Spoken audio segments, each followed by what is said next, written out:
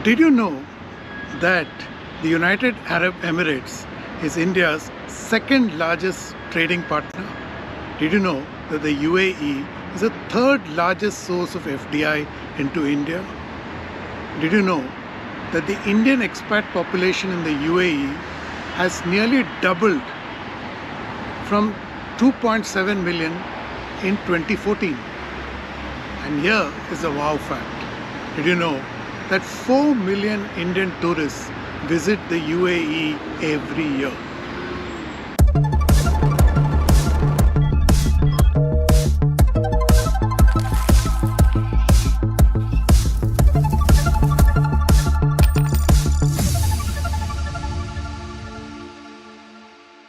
Hello and welcome to another edition of Capital Calculus. I am your host Anil Padmanabhan. Little over a week ago, Prime Minister Narendra Modi concluded what was his 7th visit in 9 years to the United Arab Emirates. Prior to this, the last Indian Prime Minister to visit the UAE was Indira Gandhi in 1981. This decades of diplomatic neglect is baffling, to say the least, especially since the UAE and the region in general are critical to India's energy security. At the same time, the region is also home to a lot of Indian expats. In the case of UAE, it is home to 3.7 million Indians. More importantly, the question is whether the PM has been able to make up lost ground in the last 9 years that he's pursued this makeover in this relationship. To answer all this and more, I spoke to Sanjay Sudhir.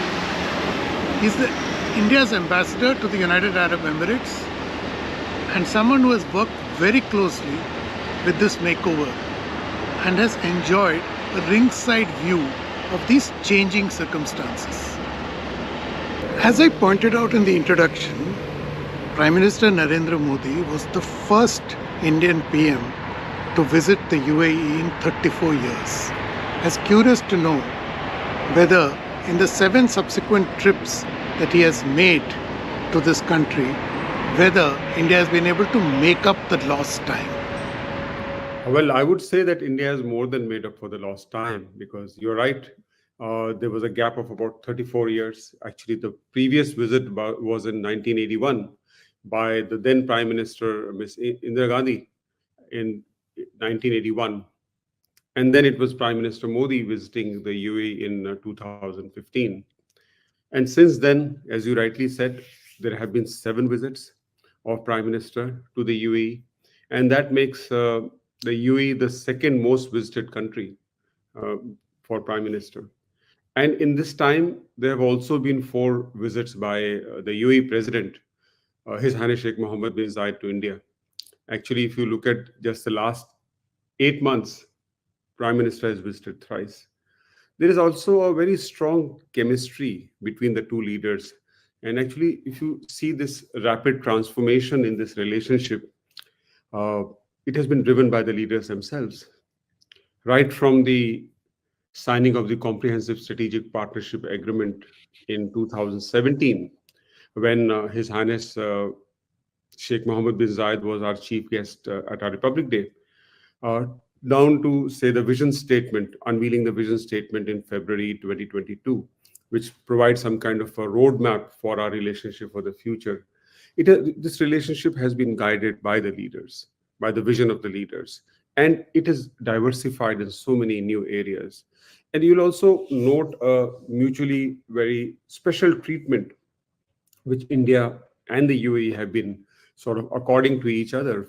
For instance, when India was the chair of G20 last year, India invited the UAE as one of the special invitees. And at the same time, if you look at COP28, Prime Minister was actually the only world leader to speak at the ceremonial welcome plenary of COP28. I think these are very, very special things which have been happening in the recent years. What is it? Can you just fill us up? I mean, how is it that they struck such a good chemistry between each other? I think to strike the right chemistry is a hallmark of Prime Minister Modi, and also a hallmark of the UAE President, His Highness Sheikh Mohammed bin Zayed. As they say, a picture is worth 1,000 words. But the picture of the warm embrace between our leaders is worth 1,000,000 words. So if you see the last visit of Prime Minister to the UAE just last week on the 13th, 14th of this month, um, His Highness was there himself to receive Prime Minister at the airport. And if you just go back a month, uh, when His Highness visited Ahmedabad as chief guest of Vibrant Gujarat, there again Prime Minister was there to receive His Highness, and the pictures of the warm embrace, because this doesn't happen uh, in other relationships. So in this relationship, we have been going well beyond the established protocol norms, and that's where I would say the personal chemistry between the leaders comes into play. There is immense trust between the leaders. So then it becomes much easier for their own visions to then converge into actionable areas, which actually then guides the relationship forward. In fact, one actionable area is CEPA, which you did mention in your opening remarks. Coincidentally, today is the second anniversary of the signing of the relationship. So, has CEPA fulfilled the expectations that kind of expedited the whole deal? Well, CEPA certainly has been a milestone in our bilateral relationship. So if you just wind the clock back to exactly 2 years, yeah, you're right. CEPA was signed on the 22nd of February, 2022. Uh, CEPA was a milestone, I think, both for India and for the UAE.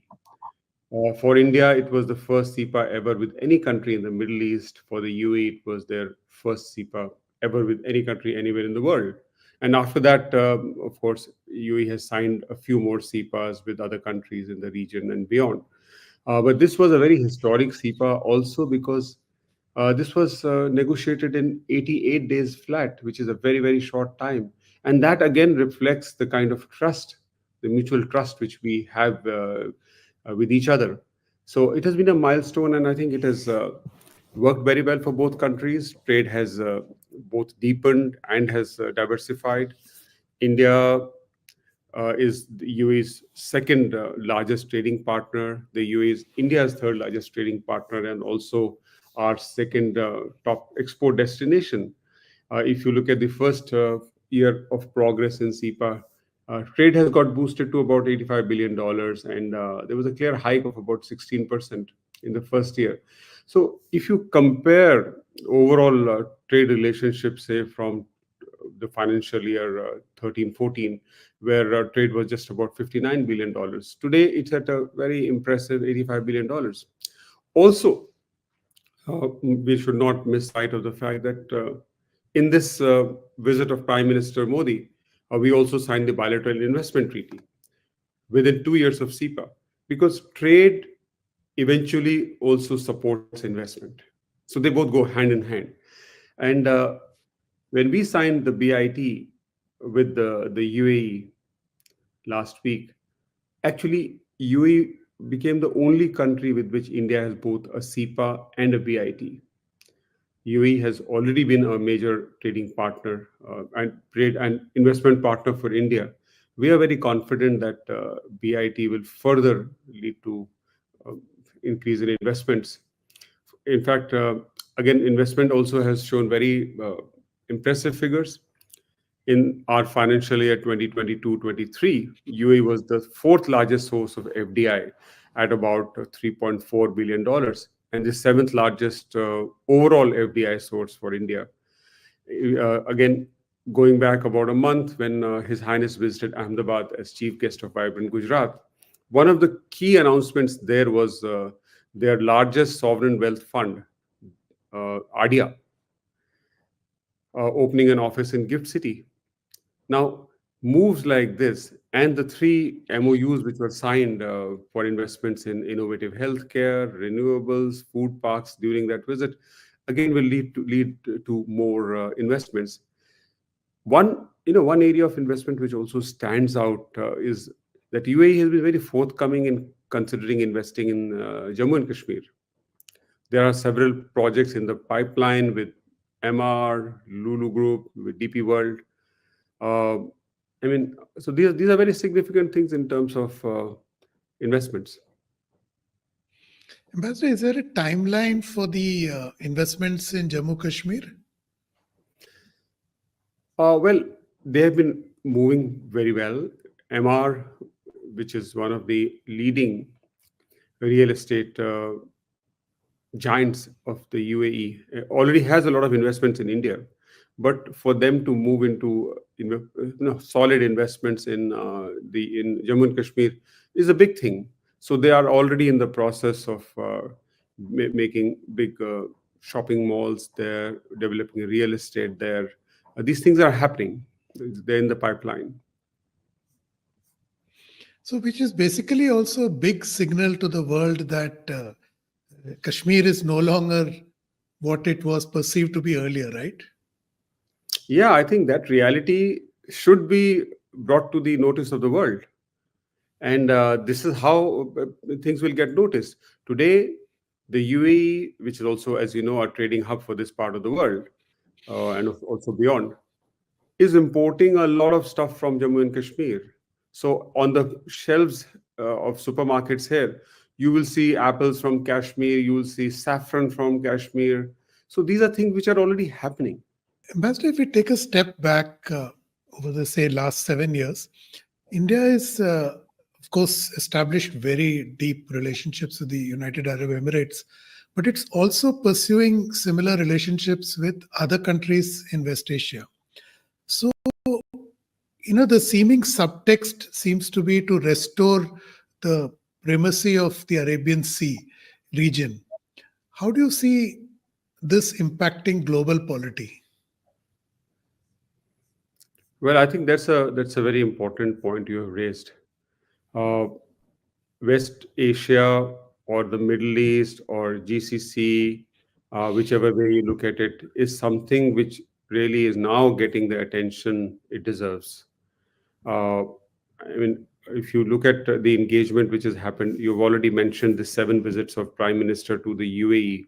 But UAE is not alone in this, although the number of visits here has been very high as compared to other countries. But Prime Minister has visited other countries.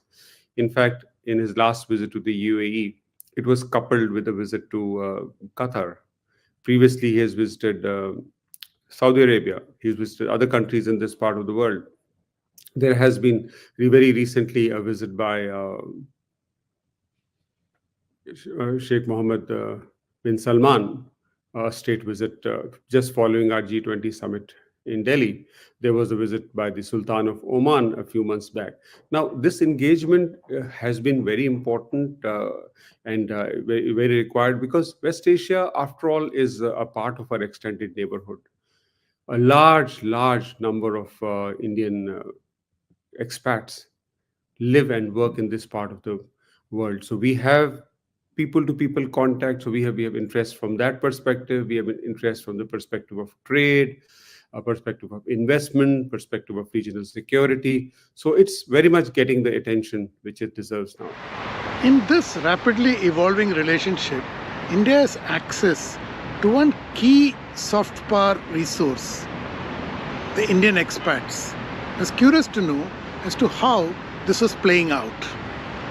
Well, people to people contacts are a historical fact. And so is trade, starting from the trade in pearls and Indian ships landing at Port Rashid in Dubai. But now what you see now, what is new is the rapid rise in number of Indians here. In say 2020, in say 2014, there were just about 2.2 million Indians. And now within 10 years, the number is now 3.5 million. Actually, the number of Indians in the UAE is 45% of the entire Indian diaspora of about 8 millions in the GCC. So there's been a rapid rise. There has also been high remittances, about say $22 billion from UAE alone. And after the largest remittance corridor, which is the US and Mexico. Perhaps, according to the figures published by The Economist magazine, UAE to India is the second largest remittance corridor. So, using people to people contacts and historical trade as an edifice, our relationship today has become truly multidimensional. Interesting, because one of the decisions taken during the PM's visit last week was the launch of the J1 card, which is the equivalent of the Indian UPI here in the UAE. The implication, as you asked, is to enhance the ease of living of Indians here, to enhance uh, payments between our trading communities on both sides, to enhance our economic engagement. Now, what is so, I would say, wonderful about this relationship is that it has gone also well beyond trade and investment also. Because now we are integrating our financial systems, our payment systems. As you mentioned, the launch of the G1 card, actually pronounced as G1 card. It's a very historic milestone, and it talks about the maturity of our engagement at the level of our central banks, at the level of our payment systems.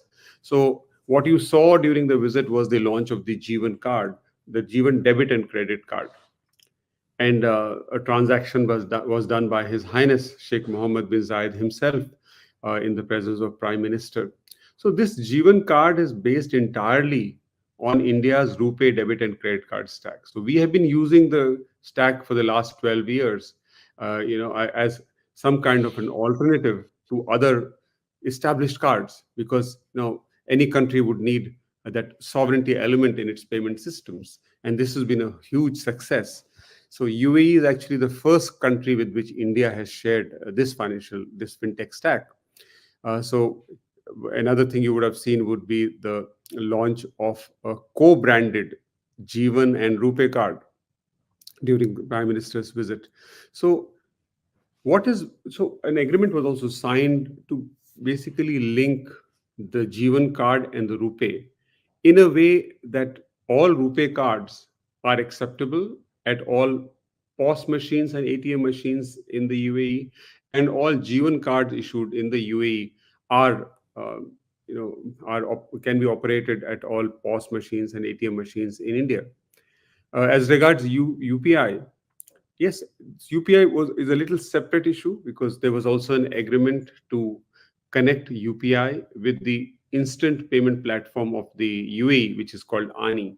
And once this gets connected, maybe say about 3 months from now, once it gets connected, then it will provide seamless payments for our 3.5 million Indians here, and also the 4 million Indian tourists which visit the UAE every year.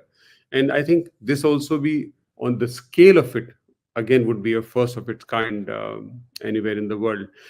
So the way somebody in Delhi could make a payment to somebody in Kochi or Mumbai would then be the same ease with which somebody could transact between Delhi and Dubai, or Delhi or Abu Dhabi. So, this is the kind of thing which we are moving to. And if you recall Prime Minister's visit in July, at that time, a very important mechanism was signed, which was for settlement of trade in local currencies. Now, that again provides us, as in the two countries, an option to transact trade in Indian rupees and UAE dirham. And after that, there have been there's been an oil transaction, gold transaction, food transactions done using our own currencies. So this is something which is very fundamental, which is happening. A key building block in developing the Arabian Sea region is the IMEEC, or the India, Middle East, Europe Economic Corridor, which proposes to connect India to Europe through the Arabian Sea region. This deal was inked on the sidelines of the G20 summit last year. I was curious to know whether the breakout of conflict in West Asia had put this project on the back burner. Well, the fact that our two countries signed the framework agreement is a very clear signal that we will not be deterred by what's happening in the region. Obviously, things will improve with the participation, contribution of countries involved. But one point which is highlighted by the what is going on in the region is that we need alternate supply routes, and IMEC is one such alternate supply route. And therefore, there's also urgency to work on IMEC, and that's exactly what India and the UAE have done. They've shown their commitment in concrete terms, and the rest will follow. For decades, India neglected West Asia in general and the United Arab Emirates in particular. But we learnt today that beginning 2015, India started to undertake a dramatic course correction. In fact, now the UAE has emerged as a principal partner for India. Together, the two countries are seeking to revive the primacy of the Arabian Sea region. In this, India has one added asset. Its expats based here and the 4 million who visit the UAE annually. Hopefully, this combination of soft power and hard power will enable India to achieve the desired milestones. For starters, it has broken the ice with this region, and now the catchphrase here is Marhaba India. In Arabic it means welcome India. Thank you for watching. Don't forget to subscribe to StratNewsGlobal on YouTube. Hit the bell icon so that you don't miss any updates. And please do share your thoughts, ideas and suggestions with us. I'm available on Twitter at Capital Calculus. I'll be back next week with another episode. Till then, stay safe.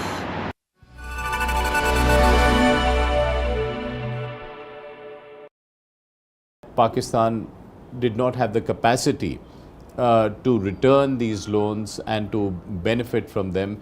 So there was a great deal of doubt and hesitation in China about the CPEC itself.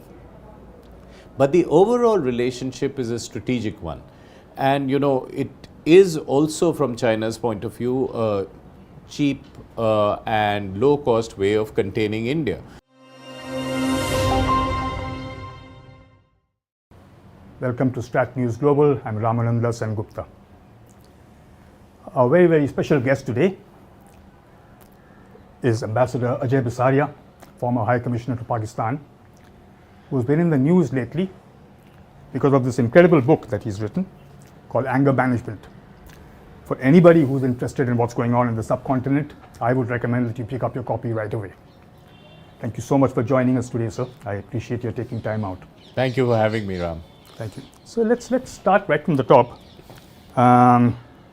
This book is clearly a labor of love and a lot of research, and it must have involved a lot of sacrifices and of course a discipline. How much sacrifices did you have to make to sort of regarding your family life, your personal life, your golf, things like that? And B, in the process of research, did any personal notions about Pakistan or diplomacy sort of change? This book is very much a fruit of the COVID lockdown. After finishing my tenure in Pakistan, I went as Indian High Commissioner to Canada. That's right. And we were soon hit by COVID. So I was fielding a lot the question of what do Indian diplomats do in Pakistan? And when I decided to write about it, I wanted to read about it. And, I spent a couple of years reading about what my predecessors had gone to particularly. And I think that is what triggered it. And I said, it's such an interesting story, it must be told. And somewhere along the line, I tried to tell the story of the entire sweep of 76 years of the relationship. But you're right, there are a lot of ideas of mine and notions which I changed in the writing and looking at the research, because the cyclicality of the relationship is something that strikes you, that we go through good times and bad times, and are there any general pointers towards what we do to improve the relationship, or what mistakes we don't repeat which makes a relationship plunge. And I did come to one conclusion, that there are many structural factors in the relationship that make it very hard to improve matters. Right. And we need in this relationship to be constantly creating diplomacy and to be creative about how to deal, particularly in India's case with Pakistan. Because India has more, I think, creative space in the diplomacy than Pakistan does, which is led by the structural factor of the army Right. dominating everything and dominating the narrative and dominating the discourse, whereas India has more space in dealing with this relationship. So I think it is a complex relationship, and it is important to see what we've done and the errors we've made in the past in order not to repeat them. Yes, sir. You mentioned that it's a cyclical relationship, and that which is actually quite true. Part of that seems to be a notion that that India will bluster a lot, go into chest thumping, and then say let's play cricket. I think that used to be the notion earlier. Now we have obviously taken a much firmer stand. In your book, you also refer to people like Mani Dixit, the Lamba, having a rather hardline sort of a policy towards it. I mean, advocating a rather hardline policy, and you also have people who are advocating more softer, more how would I say it, a nuanced stand. And you yourself said that anything that we do has to be sort of rooted through the army first, because they are actually the people in charge, keeping, of course, the civilian government thing. But given that the army is, or let's call it the deep state, given that their entire existence is dependent on this India bogey, how difficult is that to do, to just keep on, how much can we trust them? I think that's a very valid point. And your question raises two issues. One is about whether there is diplomatic space in this relationship. And the notion that diplomats always carry is that there is space for diplomacy, that we could do some smart diplomacy in order to change the trajectory of the relationship. So there is space for diplomacy, but there are also severe limits to diplomacy. And that we have not been able to recognize very clearly and clear-headedly in this relationship. So, for instance, I make the point that diplomacy can be useful up to a point, beyond which one has to use kinetic or military means, and because of the kind of challenges you face, and particularly the challenge of terrorism. So there is a reason for diplomats, or diplomats should be alive to the fact that diplomacy has its limits, and at times you need to, in a situation, use force or coercive diplomacy as well as a tool of expressing your national interest and trying to change the behavior of the other adversarial state. The other point you raise is about policy. So have all Indian diplomats agreed on the kind of policy you should have for Pakistan? So we may, a lot of times we agree on the analysis of what is wrong with Pakistan, the dominance of the army, the structural factors and so on. But we don't always agree on the policy response we should have. Right. And that is what you refer to. And I tried to see what my predecessors had recommended as policy when they wrote their memoirs, wrote their books. And you could clearly see that there was a spectrum of views. So there was the hardliners who advocated a very hard position on Pakistan, and there were those who were the so-called doves in the aviary who recommended a softer approach. But where I come out personally, and where a few others have come out, is saying that you have to have a nuanced, creative approach somewhere in the center that takes in both a hard power approach and a diplomatic approach, the need for being tough, for instance, on terrorism, and at the same time being open to creative diplomacy. And one of the recommendations I would certainly make is that, given the army's predominance in Pakistan's power structure, we should have a continuous engagement with the army. And we should, in fact, whenever we are talking to the civilians, for whatever reason and come up with ideas, we should triangulate that with the army and ensure that the army is on board. Because several times in this relationship, we have talked only to civilians to find later that the army was not on board and was actively trying to sabotage what the civilians were doing. So perhaps learning from all these errors of the past, we need a more clear-headed approach about what Pakistan is. No, I understand what you're saying, but my question was somewhat different. Okay, let me put it another way. The army seems to be taking its playbook from China, where they're now getting into the civilian space as well, as directors of various institutions, civilian institutions as well. So it's becoming increasingly difficult to sort of separate the two. There is an argument to be made that by sort of talking to the army, you're actually undermining a civilian administration. How valid is that argument? So, I would contest that argument by saying that India's business of India's foreign policy is to promote its national interest. And therefore, we have to deal with Pakistan the way it is, rather than the way it should be in our interest or the interest of its people. Of course, democracy is welcome. Of course, a good democracy is better than a bad democracy. But if you have a country which is run by an army or a communist party, however much you would like it to be otherwise, you would have to deal with that institution. Absolutely. We dealt with Pakistan in the Musharraf years, or all the 30 years Pakistan had dictators. We dealt with those dictators. The fact is that even when Pakistan doesn't have a dictator in the front office, that dictator is present in the back office. Very much so. Being either the puppeteer of the civilians or deeply influencing foreign and security policy. So we must recognize that reality about Pakistan, and in formulating our policy or our tactical approach, recognize that we should be talking to this central and primary power institution of Pakistan. Absolutely. I mean, that's similar to what we do with, let's say, places like Myanmar or wherever else we do. Absolutely. We talk to the people in charge. Yeah. Because there's no point talking to somebody who doesn't have that clout. Let's talk about Imran Khan. He evokes mixed reactions all over the world. I think people either love him or hate him. Or in Pakistan, I think he's quite popular at the moment. You met him, I believe, a couple of times or whatever it is. But I'll come to your personal views on that later. But more importantly, do you think the way the PTI was sidelined and the way those, the unrest that followed Imran's arrest and all that, I think his followers just seem to walk into military installations, which is very strange if you ask me.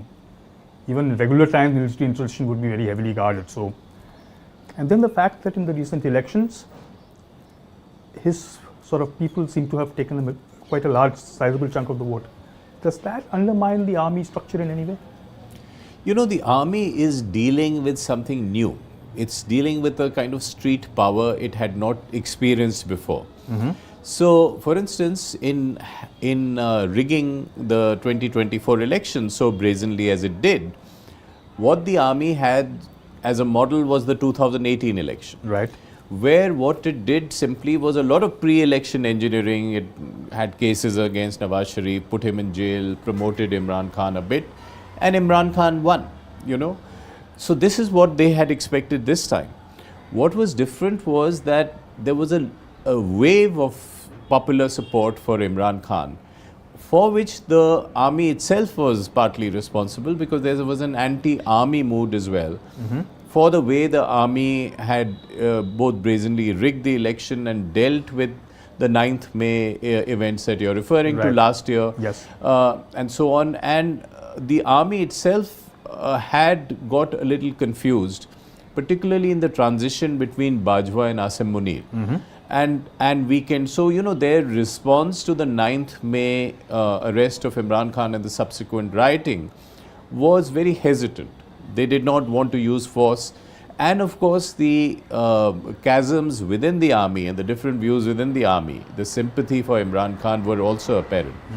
So, all this became apparent, particularly during the 9th May events. And here, in the 8th February elections that we just saw recently, there was a glimpse of what the election results would actually have been. Right. Which was a vote favoring Imran Khan and his independence since Right. the symbol was taken away from the PTI. But the fact is that 1 month down the line, the army is back to being in charge. There was a weak moment where it couldn't control everything because, you know, the army is not always in control of the situation. It tries to improvise its reactions, but clearly the empire has struck back. They are back in business and, you know, they have what they wanted, which is a political landscape which is minus Imran and also minus Nawaz. And course, yes, sir. they have a weak coalition in play, which will be completely dependent on them. And they are hoping that Imran Khan, either by cajoling him or giving him a deal or in some shape or form, will be bottled and the Imran challenge will go away. And you would have in play a political government which is beholden to the army. And therefore, the army will be in charge of the situation in the coming couple of years, except that they can't manage the economy. And Absolutely, they've been yes. part of the problem that the economy faces. So that is the most severe challenge. The political challenge is something that the army can control. The security and economic challenge is the poly-crisis that it has to grapple with. I can understand the army trying to deal with the security part of it because that would be their ambit, but the economic part of it, I suppose they would have to sort of look to a civilian government to deal with. Well, try telling it to the army. They really believe that they know everything. So they have created this institution of the SIFC, the Special Yes, of course, Investment yes. Facilitation Council, which has the army chief also as a member. So somewhere along the line, I think we have to understand the way the army looks at it. And in the past, famously, Benazir Bhutto had pointed out that the army looked at itself as the defender of the ideological frontiers of Pakistan. Right. Along the way, the Bajwa doctrine said, and they realized that there was a 10x differential between India and Pakistan's economy was sinking, making the army weaker, the country weaker. So they said there should be a primacy to geo-economics as against geopolitics, which means that you've got to strengthen the state to have a strong army. So the army felt that the economy sinking further is not in Pakistan's security interest either. So I think for that reason it involves itself in governing the economy either by military ink, which is more than $20 billion of direct control on the economy through its various Fauji foundations and running PIA, but indirectly also in controlling the economy in so many different ways by controlling the land, the defense lands and so on, that it has become part of the problem that led the economy into such dire straits, and somehow it seems to believe that it can be part of the solution rather than leaving that to civilian governments to do deep structural reforms. So we were talking about Imran Khan, you met him a couple of times. What would be your first impression about him?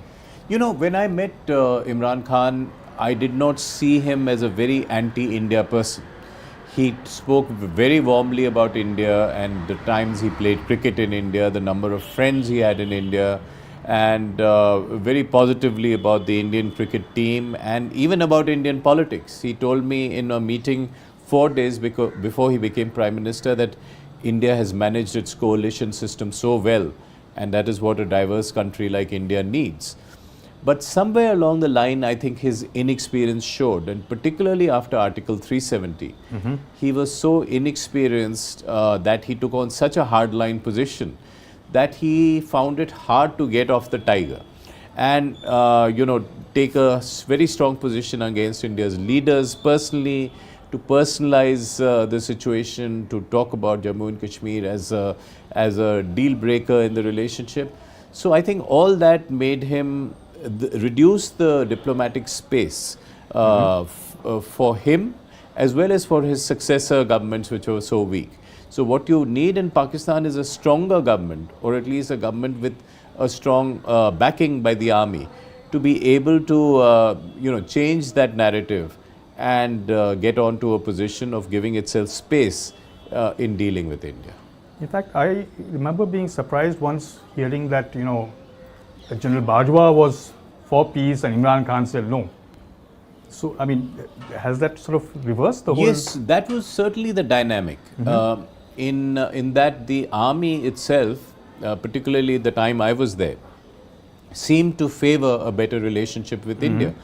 And you would have seen the various leaks that emerged after the Imran-Bajwa divorce. There were various media leaks, and one of which said that Bajwa was even in conversation through various back channels to say there could be a 20-year freeze on the Kashmir problem. And so it was a pragmatic understanding of the power differential and dealing with India in enlightened self-interest of Pakistan to say that war or confrontation with India was not in the interest of Pakistan. Whereas Imran Khan was not buying it, and he had taken a position which he did not want to step back from. So it was a odd situation and completely reversed, as you said, because traditionally it was the civilians who wanted to make good with India and the army which felt it was not in their interest to do it. But it was reversed in Imran Khan's time. It was that the army seemed keen but hesitant because of being in a phase of transition, particularly before Bajwa's extension of his term was coming up and so on. But the civilians seem to be questioning that path. I have, about 20,000 more questions based on what I've read on the books, but I'll conclude with two quick last questions. One is that, the China factor. I think China is having problems with CEPA and things like that. They've sort of, I wouldn't say second thoughts, they've invested a lot of money there. Is there a way for India to leverage that, number one? And, or do you really think that, China is having second thoughts? Because that's my opinion from what I've read. That's the first question. And then, of course, what do you see next? What do you see happening next? On the China piece, I think there are two parts to your question. One is the CPEC, right, as an instrument of the newest strategic relationship between China and Pakistan. So yes, CPEC seems to have failed because there were a lot of articles periodically, even in the Pakistani media, which said, is CPEC dead? Because it was envisaged as a $64 billion project, and with multiple projects of different natures, one arm going into Punjab and the other into Balochistan up to Gwadar. But the Chinese halted it at about $22-24 billion because they felt that this was throwing good money after bad. The returns were getting bad. There was danger to the projects in Balochistan. They were not being protected enough. And they certainly felt that Pakistan did not have the capacity to return these loans and to benefit from them. So there was a great deal of doubt and hesitation in China about the CPEC itself. But the overall relationship is a strategic one. And, it is also, from China's point of view, a cheap and low-cost way of containing India. The strategic partnership that they developed right from the 60s has now been bolstered by a relationship of complete economic dependence. So there was a strategic partnership, or a strong strategic interest in containing India for both the countries. Add to that China was responsible for Pakistan's nuclear program, its air program, its defense program, and everything else. And then Pakistan became dependent on China for its economic survival. So much of the debt of external debt of Pakistan today is from China, and China is the lender of last resort. So the dependence is huge, and China's use for a vassal state is also high. So the relationship isn't going anywhere. You might tactically change your BRI, CPEC into another sort of means. But what India needs to prepare for is both a diplomatic and military answer to a collusion between these two states in the future. What we keep talking about, a two-front war and things like Absolutely, a two-front war, a unified front war. I mean, we need to be militarily prepared for it and diplomatically prepared to counter it. So that is one. On what happens in the future of Pakistan, I think the most immediate challenge they have is to get this 24th IMF loan of $6 billion, because that is required for survival. And Shehbaz Sharif has called it a problem higher than the Himalaya, because that is clearly a huge problem. I think the political problems will be solved because the army will give the support to Shehbaz Sharif. And as long as he has the pleasure of Asim Munir, the army chief, he will remain prime minister. So I think the next stage of political drama might come 18 months later when Asim Munir comes up for his extension after his 3-year term. Right.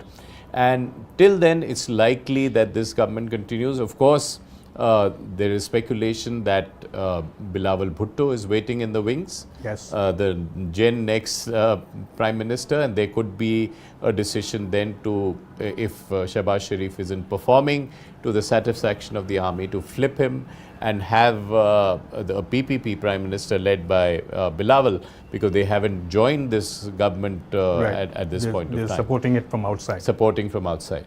So I think Pakistan will continue in its polycrisis.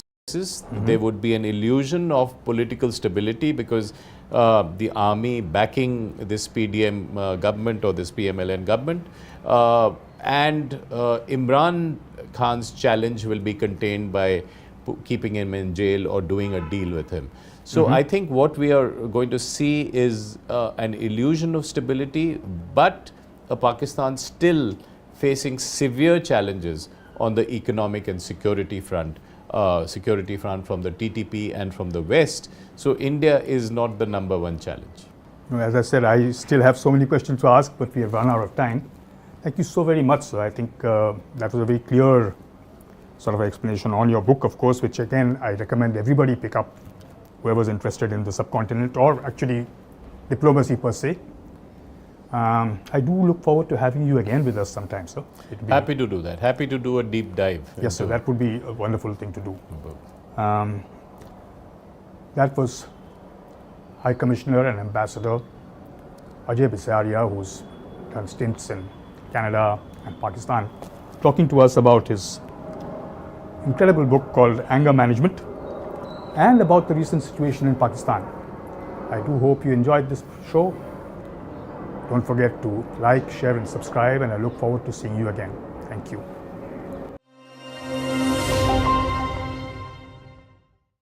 For the latest in strategic affairs, subscribe to our YouTube channel. Click the bell icon for updates. Hello and welcome to StratNewsGlobal. It's a new show called Ambassadors Briefing, where we look at foreign envoys from across the world who are in India and the countries they represent. I'm your host, Ramananda Sengupta.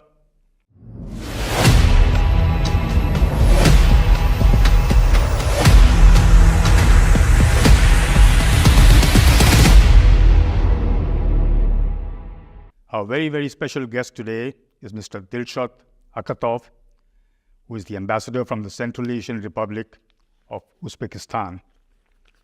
Thank you so much for joining us, Ambassador. Yes, thank you very much, first of all, for this talk, for this conversation. It's very, very interesting, of course. Sir, you know, when you look at India before you came here, our countries have a ancient relationship, right from the time of the Soviet Union, and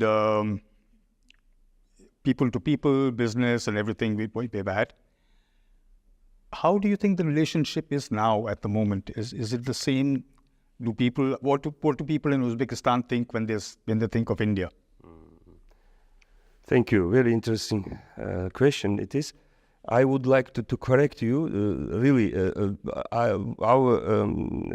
relationship or the ties between our peoples, between our countries, date back not, of course, to Soviet time, of course. Yes, in Soviet time we had very good, close friendship and relations, but the ties between Uzbek and Indian people date back to many, not centuries, but many thousand years, I could say. Yes, in the ancient time, even before Silk Road period, the people of Uzbekistan and India had really close contacts, trade contacts through trade relations.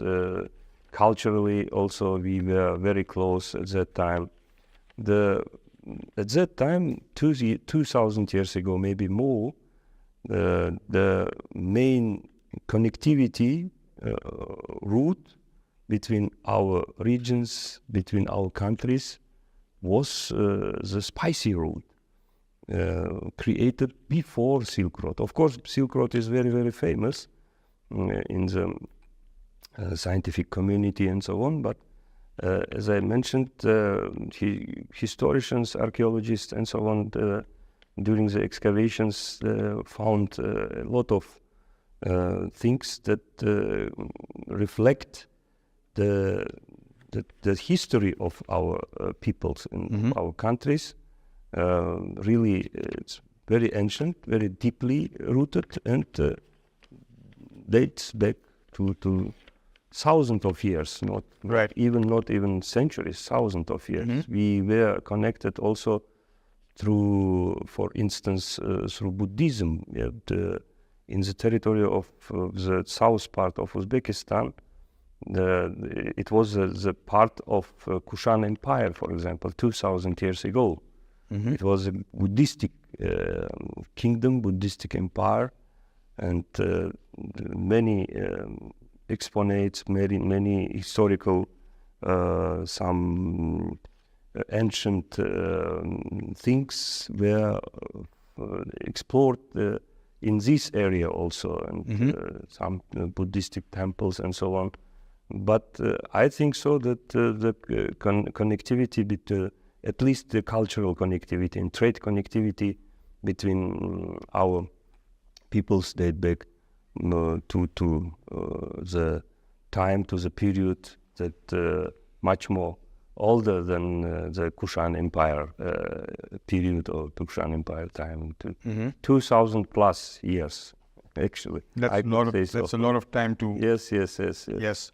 And of course, in medieval time, of course, we had good relations even through Silk Road also. Then Silk Road came later in the medieval time, and then through Silk Road we were connected also, of course. Sir, you've been here, I think since the pandemic started. I think you arrived here at a very sort of difficult time, I suppose. But now, having been in India for a few years, is there any specific area which you're focusing on to sort of help bilateral ties? Is it building business, or is it building tourism, or is there some specific area where you feel that you could, help improve the relationship even further? Yes, we actually, between our countries, there are huge potential and opportunities for cooperation, for relationship, and we cannot, of course, be being limited with some areas. It's time.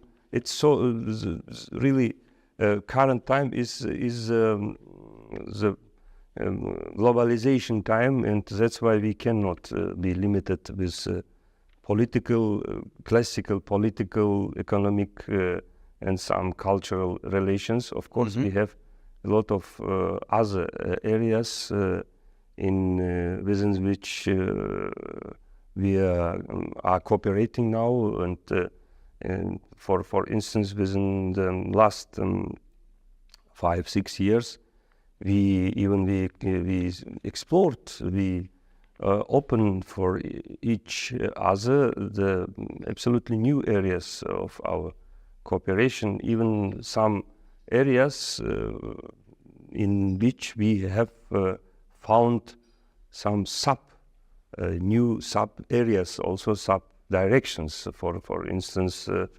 healthcare. Also, we cannot now imagine that, or could not at that time, for 5 years ago, imagine that some Indian hospitals, for instance, can be created in Uzbekistan. Now we have some Indian hospitals, specialty, or will be soon super specialty hospitals also. Or the same relates to the education area. 5-6 years ago, there were no Indian universities in Uzbekistan, for instance. But within the last 4 years, since 2019, the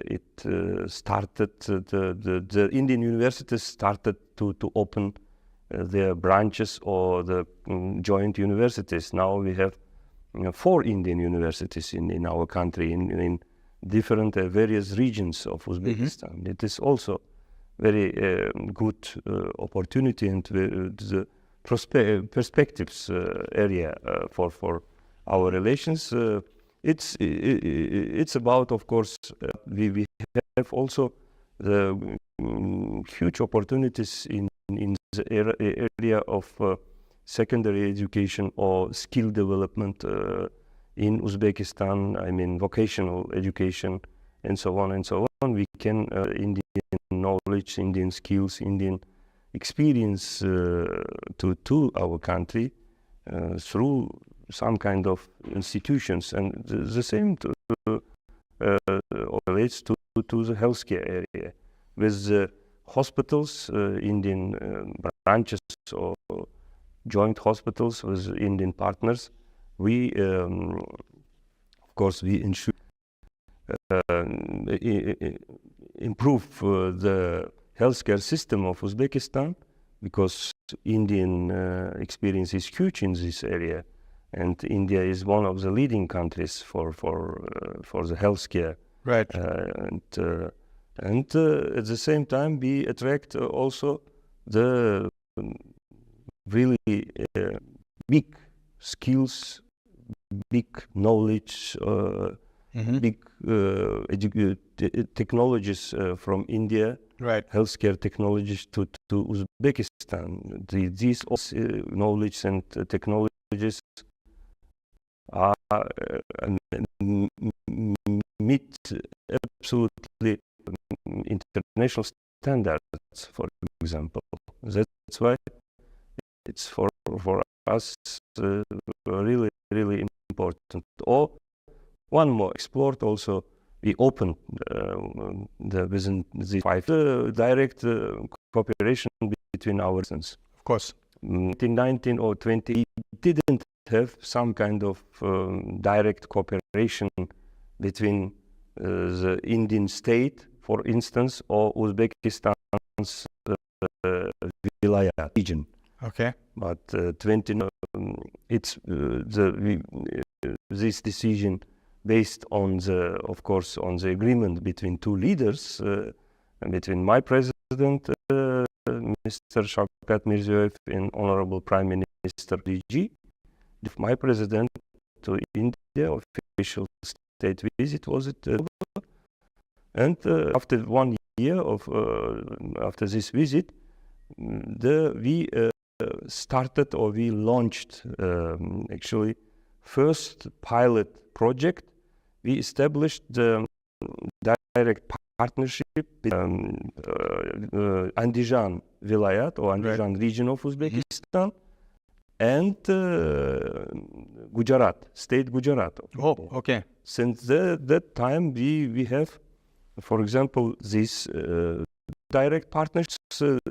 It's the direct regional partnership, we call it so.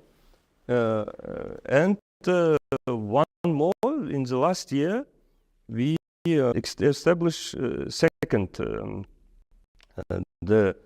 it is second project, of course, Ghana region of Uzbekistan and Haryana, state Haryana of India.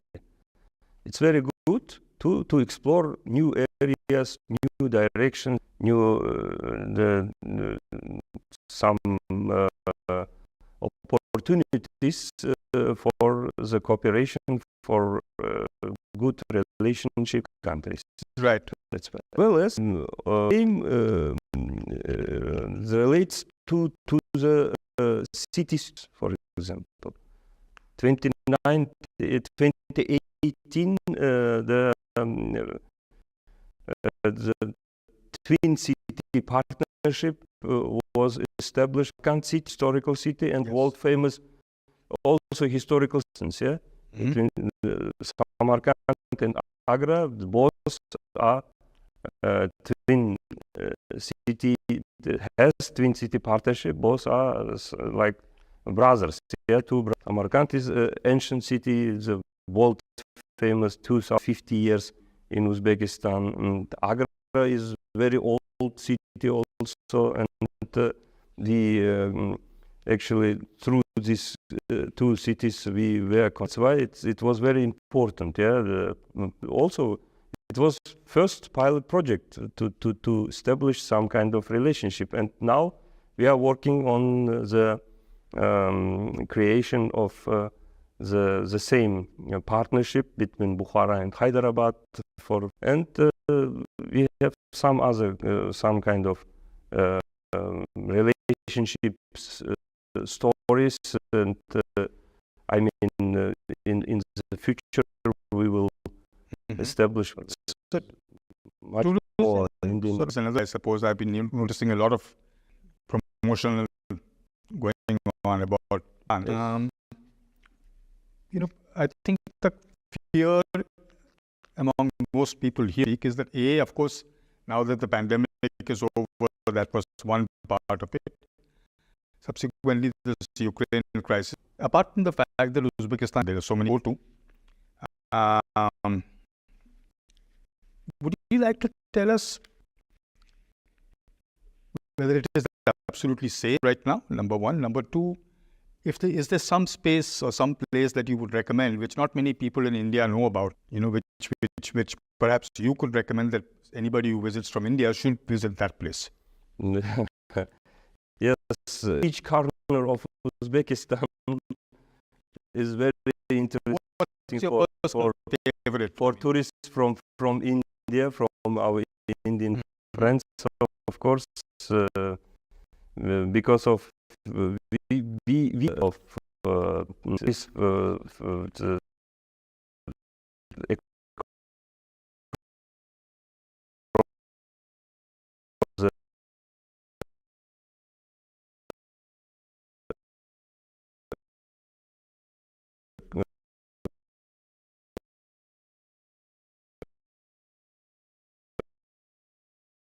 globe, of course.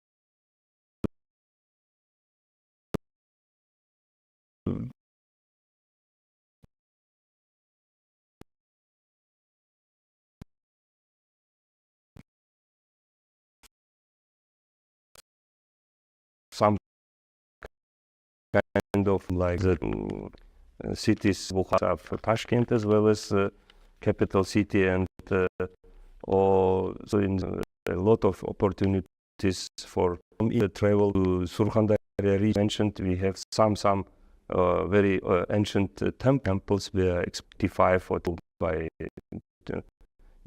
joint excavation or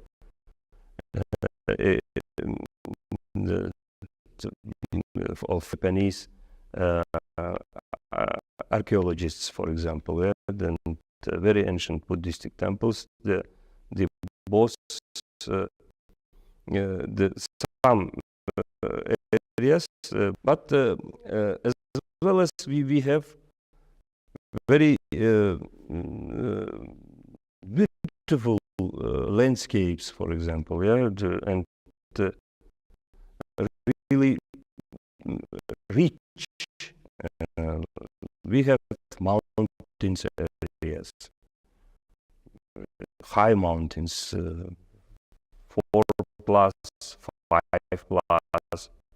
and we have desert areas like in Sahara, for example, in Africa. There are areas also, oases, very beautiful lakes, and so on, as well as for tourist port approach high for 60 kilometers resort.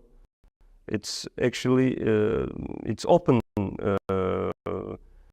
within the entire year, whole year, but During the, what has been your impression of this country, number one, and what is the message you will take? And I mean, think actually, be where it is huge country. India is great countries. Of course, really, if we fly from day night plus hours, for instance, it takes also it is the depth, it is the length of in geographically location. One of the biggest economic power in the field. I think in the next political big power in political arena, in global policy, and huge opportunities there are in your country, and for each diplomat, for each ambassador, it is really the rich. It is really the big school because of India is. I think so. India is one of the biggest diplomatic hubs in the world, also as well as, and the diplomatic corps is very high plus the presence, and as well as in the big Indian cities also present some diplomatic missions and so on. Really huge opportunities for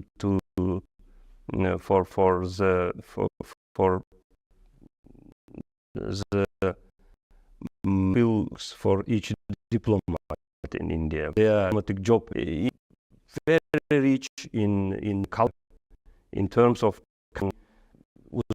Indian people, of course, have common things. Even cannot talk about our history, about the similarities, customs, traditions. Almost, I heard so that 5,000 have Indian, and that's why I in home at my own. You're very much your homeland. Back, and you'll probably feel that India will always will remain, and most important part of not of as as a man, yeah, as a people. That was the ambassador of Uzbekistan, Mr. Dilshad Akar. Countries which are centuries old, and they're not just surviving but thriving. If you subscribe, and we look forward to seeing you again on our next show. For the latest in strategic affairs, subscribe to our YouTube channel. Click the bell icon for updates.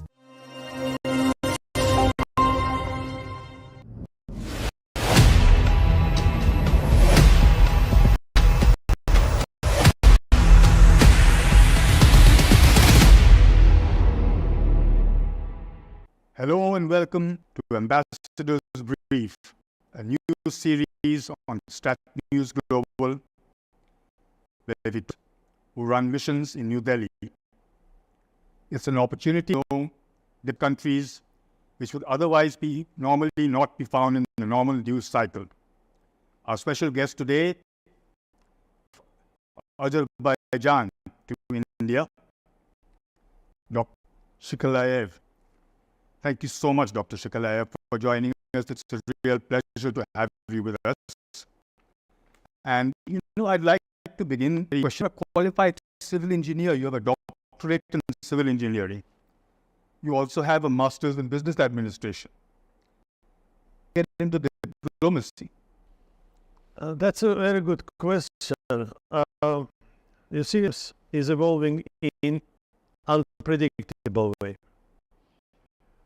The oil engineer, and we are oil country. And at that time, when I defended my PhD thesis, by the way, that was in the area of ecology, I was invited to join the foreign ministry because the head of a section need an oil professional on his team. And I gladly accepted it and never regretted that decision. I know, I saw that you've already been very senior positions in the government, I mean, in that sense. If we were to now look at bilateral relations between India and Azerbaijan, would you like to sort of, plus on a scale of 1, where 5 is like absolutely all, and 1 is like bad news, we don't want to be here? Where is the relationship between Azerbaijan and India, and why? That is the question. You see, ambassadors, we skeptical. If we judge the relation, which is excellent, I mean, you reach the absolute peak. Exactly. There is no... Yeah. That is why I do not judge our work. There are some achievements that we are proud of, achievements happy of, and I leave to you and to audience to judge at the end of this interview for themselves. That's a good answer, I think. One of the things that I also noticed is that relationship has been really up every year, which is a very positive thing. There is a balance of trade issue, because I think we can be trying to improve it even more. Do something maybe Azerbaijan elect has not yet been done. Small, there is always a challenge. When size, that is achievable. But India is the 5th largest economy of the world.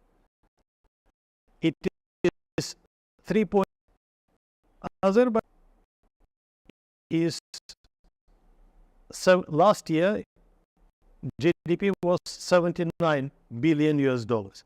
I mean, you cannot balance, because the demands of 1.4 much that what Azerbaijan can offer, and what India can offer to Azerbaijan, demand is much less than what India can offer. That is why with the big and small, you cannot balance it. You can diversify the trade between the two countries and priorities of both countries. And that is what's happening. I mean, if we look at the trade was the record between the two countries. We reached the trade turnover 2 billion euros, out of which we exported crude oil for 2 million tons of crude oil to India. Right. And it cost 1.6 billion US dollars. And the purchases from India was around crude. That was also on the, it increases. Is it a lot?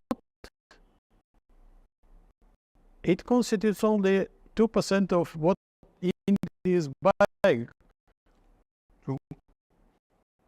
from the world, right? So there is potential, there is dynamic, we're growing in trade. In time, I mean, you cannot balance these two. I mean, I understand the way. I mean, opposed also, you know, because it's, if you're bigger, it can be difficult to balance the two. I understand your point. The same comes to India too. Azerbaijan, you cannot expect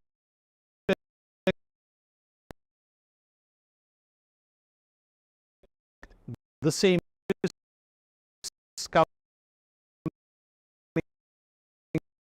from Azerbaijan to India. Population of Azerbaijan is 10 point people. Approximately, okay. Yeah. So it can be more people, big India to Azerbaijan, so nation for Indian writers. That is, You know, I haven't had the what I noticed fond Indians for some reason that gone up. What is the general? I mean, do people in times as Azerbaijan relationship was on spice route from Azerbaijan to Europe. And in Azerbaijan, you would find Indian temple. Fire. So the fire worshipping in all times was, and this one particularly is Indian temple, served by the government of Azerbaijan, right? In Azerbaijan, if there are no Indo-Azerbaijan. And this is inscriptions on the okay. In Azerbaijan, it is respected. It is because India gave to the world yoga, and there are so many practitioners of yoga in Azerbaijan as well. Fantastic cinematographer to the world, Bollywood and Tollywood. Love is in me. I love Indian movies. What was the, I mean, last Indian movie that you've seen? Have you seen something good? Have you been to a maybe theater here? I was, and particularly, and this is another story, because the Indian movies, they increase the number of tourists because of Now, Azerbaijan is that it is translated as the land of fire, because in multiple places where gas was coming under the ground. So Azerbaijan is this, and that is why there is one place remained, that is Yanardağ, Burning Hill. See, destinations for in particular. The Yanardağ, Burning Hill, their night was burning of fire, temple, and so many places. I mean, one of the most of the world is Baku city.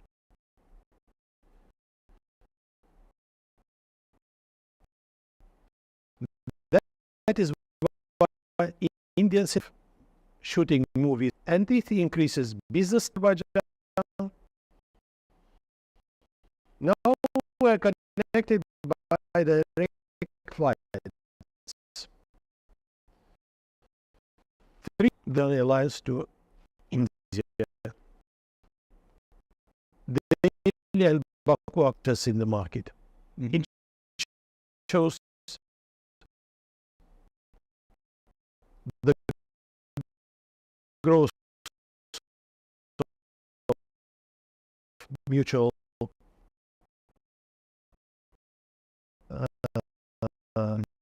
travel. About people-to-people ties, what about political ties? That's a good question. It's a lot of foreign ministers. Okay. If we take a look in 2018 summit in Baku, Vice President of India, Mr. Naidu,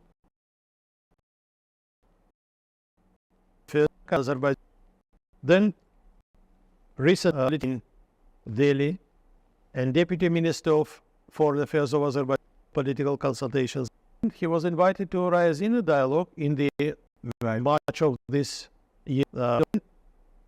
Few days after, the Secretary West of Minister of External Affairs, Mr. Sanjay Verma, he will be going to Baku, because there will be no online meeting in Baku, and he will be heading delegation to Baku. October, we'll be having Intergovernmental Commission meeting. Right. And the Minister of State for Commerce and Industry, Madam Anupriya Patel, she will be heading Indian delegation. And during that meeting, all aspects of bilateral economic relations will be discussed in Baku. So high-level visits are continuing, going.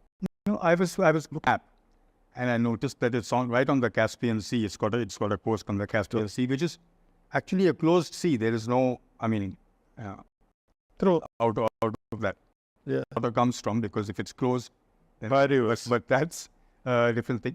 But the Caspian Sea is going to be used as part of the international north-south transport corridor, I think, Yes. from Russia down and go past, I think. But that corridor has been under discussion for almost 2 decades now, and I don't know what is moved. I think some small shipments have come, but beyond that, not much. Do you think A and B fully operational to add value to India in a different way, or will it be trade as usual? You see how it is. Because put that line through, you come right down to there, you can come through. I understand the problem that it's not just, a train, it's ship and then road and then train and all kinds of things are involved. 20 years is a long time. That is true. That is true. But the good news, on 17th of May, Russian Federation and Iran signed agreement on missing railway link between city of Rasht and city of Asta around Bodo. And with that, of this railway link, the Indian exporters will bring their goods to ports of Iran, and then smoothly by railway will reach Russian Federation market and European market. Okay. There is no need to reload all the trucks, then go again reload on the railway. It will be very smooth operation. Now that construction will take 3 years, and it is hoped that end of early 2027 it will become operational. Oh, okay. Then the exporters, Indian exporters, they will be saving some 50% on time to reach those markets, and it will be some 40% cheaper. Right. So it would be very advantageous, and this corridor would attract a lot of goods from India and to India, from European and from Russian markets. So definitely then both countries stand to benefit. Absolutely. Okay. So, I was also, the entire world crisis in Ukraine, how has Azerbaijan been hit by the crisis at all? You see, conflict between Ukraine and Russia, it affected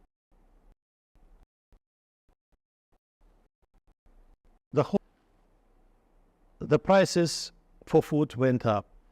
The commodity prices increased. The tourism flows changed. The airlines started changing the routes of flights. So it affected and rotation affected so many. In some way, we were also affected. But for tourism to Azerbaijan, it is going on. If we look at the Indian tourism in particular to Azerbaijan, that is growing. Oh, okay. And that is the direct flights are being opened.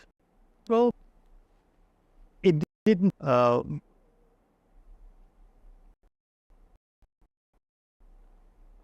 Tourism is growing.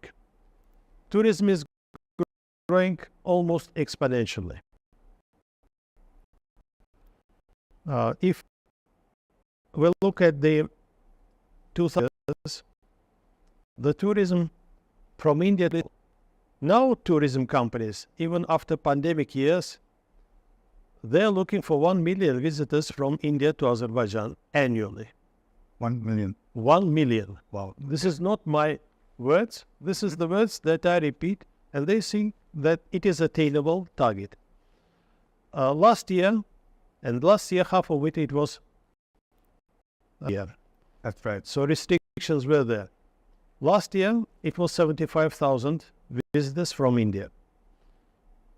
Now, this year, figure is much higher, as Azerbaijan now on the it is the hot desired tourism destination. It is a land of fish to visit.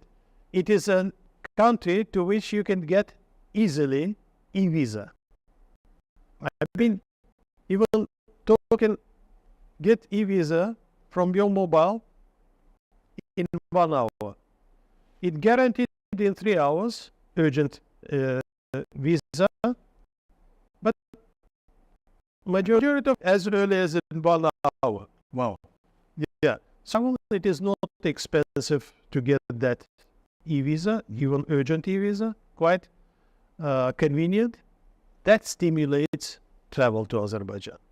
An increase in travel to Azerbaijan, it brings Indian weddings, it brings Indian business people. So the more people come as tourists, next time they come as the business travelers, they bring their families next time. So it is kind of, and of course, course, the special role is Indian cinematographer, Of course. the Bollywood and Tollywood. Mhm. What about students? You're a student of, you said civil engineering with oil. Wouldn't the oil, is the education system somewhere that Indians would go in for?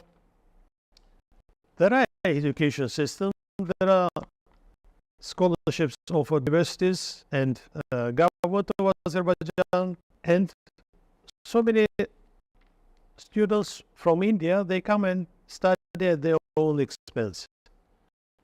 But the Indian students studying in Azerbaijani university are not compared to those in the neighboring countries. They are much higher. Whether they study in the oil industry, I don't know, but they prefer the medical sciences. Once again, there is a website of the Ministry of Education. It is called Study in Azerbaijan. Every young Indian willing to study in Azerbaijan can go to choose the university of he prefers and apply to it. I'd like to conclude with one last question to you, sir. Is there something here so far? Is there something that made you feel either really very surprised or really very pleased with what you were seeing? Something that made you happy, or something that made you unhappy? Any one thing that you will remember for a long time, no matter where you go? That's an interesting question. You see, your feels on some achievements on some solemn occasions. So once I saw what I saw in Indian movies, how the newlywed are whirling, going around, it was awesome. That filled my heart with happiness and the best wishes of happiness to this young couple. And they were, the bride, she was the daughter of the friend of mine. And this is one case. Another Olympiad, Kolkata. And one cook from Azerbaijan, from Kasa cooking school, he participated. And we kind of asking, does he have chance to get among the winners? Answer you. They say that we don't know. It is the jury who is considering. So we went there to Kolkata, and they are bringing the envelopes, giving it to, and he opens the envelope, and he says, India. Everyone applauds. Oh, and the cook from India, the lady, she came, she got her award. Then everyone applauds. Number one, the gold medal. Number one gold medal goes to Azerbaijan. And I was kind of, I was filled with, at that moment, then the young cook from Azerbaijan, he got the gold medal, he got the major trophy, and he took it through. Wow. That was a great achievement. But obviously, the first flight between Delhi and Baku open, feel satisfied. You look at the statistics, the trade between to the record level, you feel happy. You have successful consultation, intergovernmental commission, you feel happy. You have high-level visits, successful high-level visits, you feel happy. So if you look back, every achievement brings you a level of satisfaction. More. You should do more to improve and stress between the countries. to strengthen the people to be. On that, terribly happy note, I noticed that we really got excited over the whole thing. I do look forward to having you again on this show.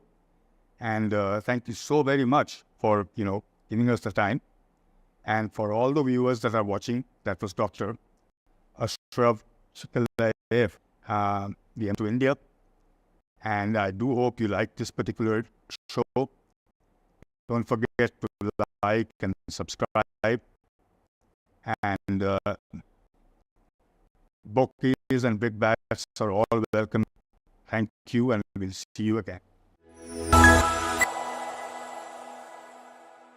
For the latest in strategic affairs, subscribe to our YouTube channel. Click the bell icon for updates. This is StratNewsGlobal. I'm Amitabh Brevi. Our guest is Indonesia's ambassador to India, Ms. Ina Krishnamurthy.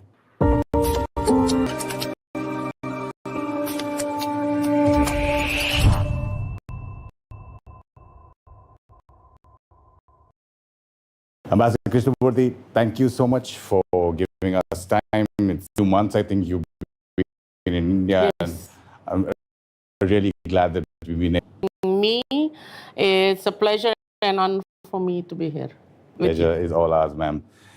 India and Indonesia, Ambassador, the geographical locations are so strategic.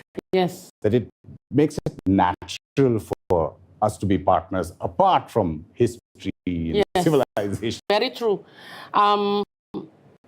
Surprisingly, when I was announced to be the ambassador of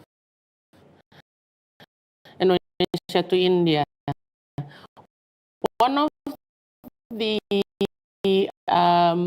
challenge for me is to communicate with the domestic. When I said India is our neighbor, they questioned. And I said to them that Andaman Nicobar Island is only 120 kilometers and 1 hour flight from Indonesia, which is from. Then they are realize that neighbor, because they see neighbors means so yes, it's quite near. And second issue, you talk about past, present, and future over and over again. That we need to build connectivity, not the hard infrastructure, but connectivity between the future. We sometimes ignore this because we thought, well, we're close already. Connectivity of the past and the present and the future. Now, again, like I'm saying, the location.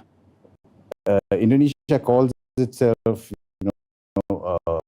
global maritime. 1 hour flight from Aceh to Andaman and Nicobar Islands. What is it? 500 kilometers, maybe. More about India and Indonesia. Well, for maritime cooperation, now so many engagement in all pillars, be it in P2B and also G2G.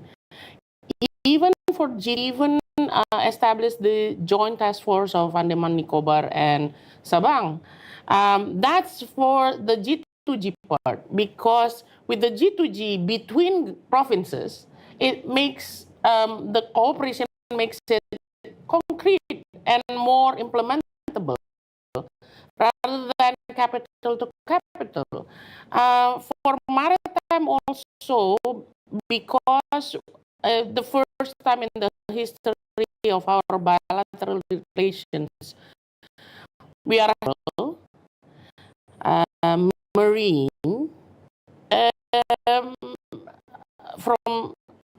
from time to time. He has this mission of cooperation, and it's very important for us to always be the Indian Ocean, dividing the two countries. It's actually converging the two countries, sort of. Yeah, I presume who you're saying who's a general. Yeah, general. And you're being humble not to tell us that you're the first women ambassador from the 73 bilateral relations between India and Indonesia.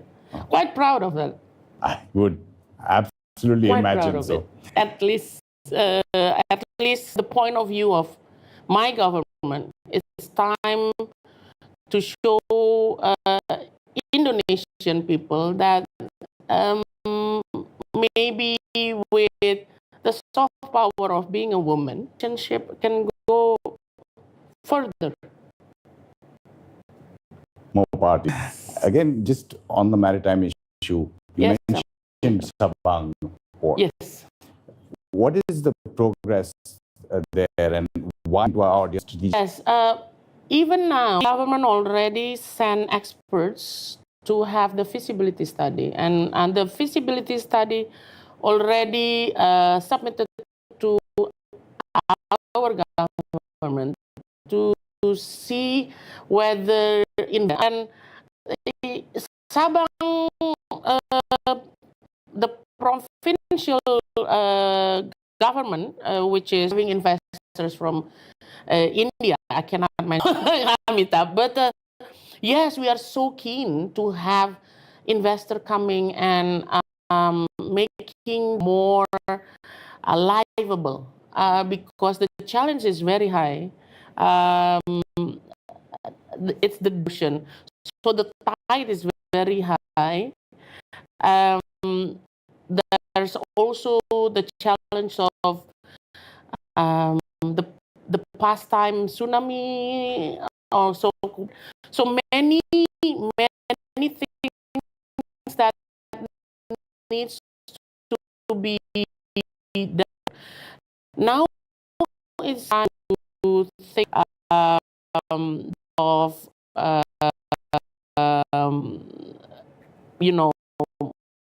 the coffee economy. Think about the future, the investment for the future, because port is quite resources. It needs quite to be built and managed, but it is important for the future investment. The relationship in the maritime domain is exercises that our navies and coast guards have. Yes. We had a Corpat, yes. I think, coordination patrol recently as well. Yes, and post-COVID or during COVID even, because our India during the highest number of Delta, but he was so brave to coming to India to show support and be thankful of India's support to us by bringing the vaccine. So since 2018, there's an increase of exercise between our naval ships and our personnel in land or on the sea, and I see also increase of the naval ships coming to Cochin. I'm here, 3 ships already coming to Cochin. So stay here longer. Rapid development in that particular area. Yes. India has a make in India and maybe export or make for the world. It's got into a deal with us for the BrahMos supersonic missile, which is developed in collaboration with Russia. Are you looking at? I mean, is BrahMos part of it, or any other systems? Well, on BrahMos, I cannot. Maybe I cannot openly discuss here, but I think I don't want to compare with the Philippines, but our relation with India is very apparent. In the PKO, when I was in New York, is very apparent. We fought together for the budget. Yes, the peacekeeping operation. We both are the 10 largest PKO contributors. And for the cooperation in the defense industry, we both agree merely procurement cooperation, right? So this is having dialogue and sharing the best practices and best technology there is. So I believe so many MOU, so many because we have also our strategic industry in Surabaya, in Jakarta, PT PAL, in Bandung, PT Pindad. So we have established dialogue and sharing best practices, sharing the knowledge of there is, and at the same time to find best solutions when there are challenges because of certain global value chain disruption, like now, right? Because experiencing one of the biggest challenge in the disruption in the global value chain. You're talking about chains, Ambassador Krishnamurthy, G20, very successful foreign ministerial meet, the summit Thank you. in November. India takes over in December as well. All the best to India. All the best to India. Considering how Indonesia has navigated these very, very difficult times, I must say, congratulate Indonesia as well. But Indonesia's vision for when you are president this time in the G20, outcomes that you're looking at achieving maybe after the summit? Okay, start with thanking India.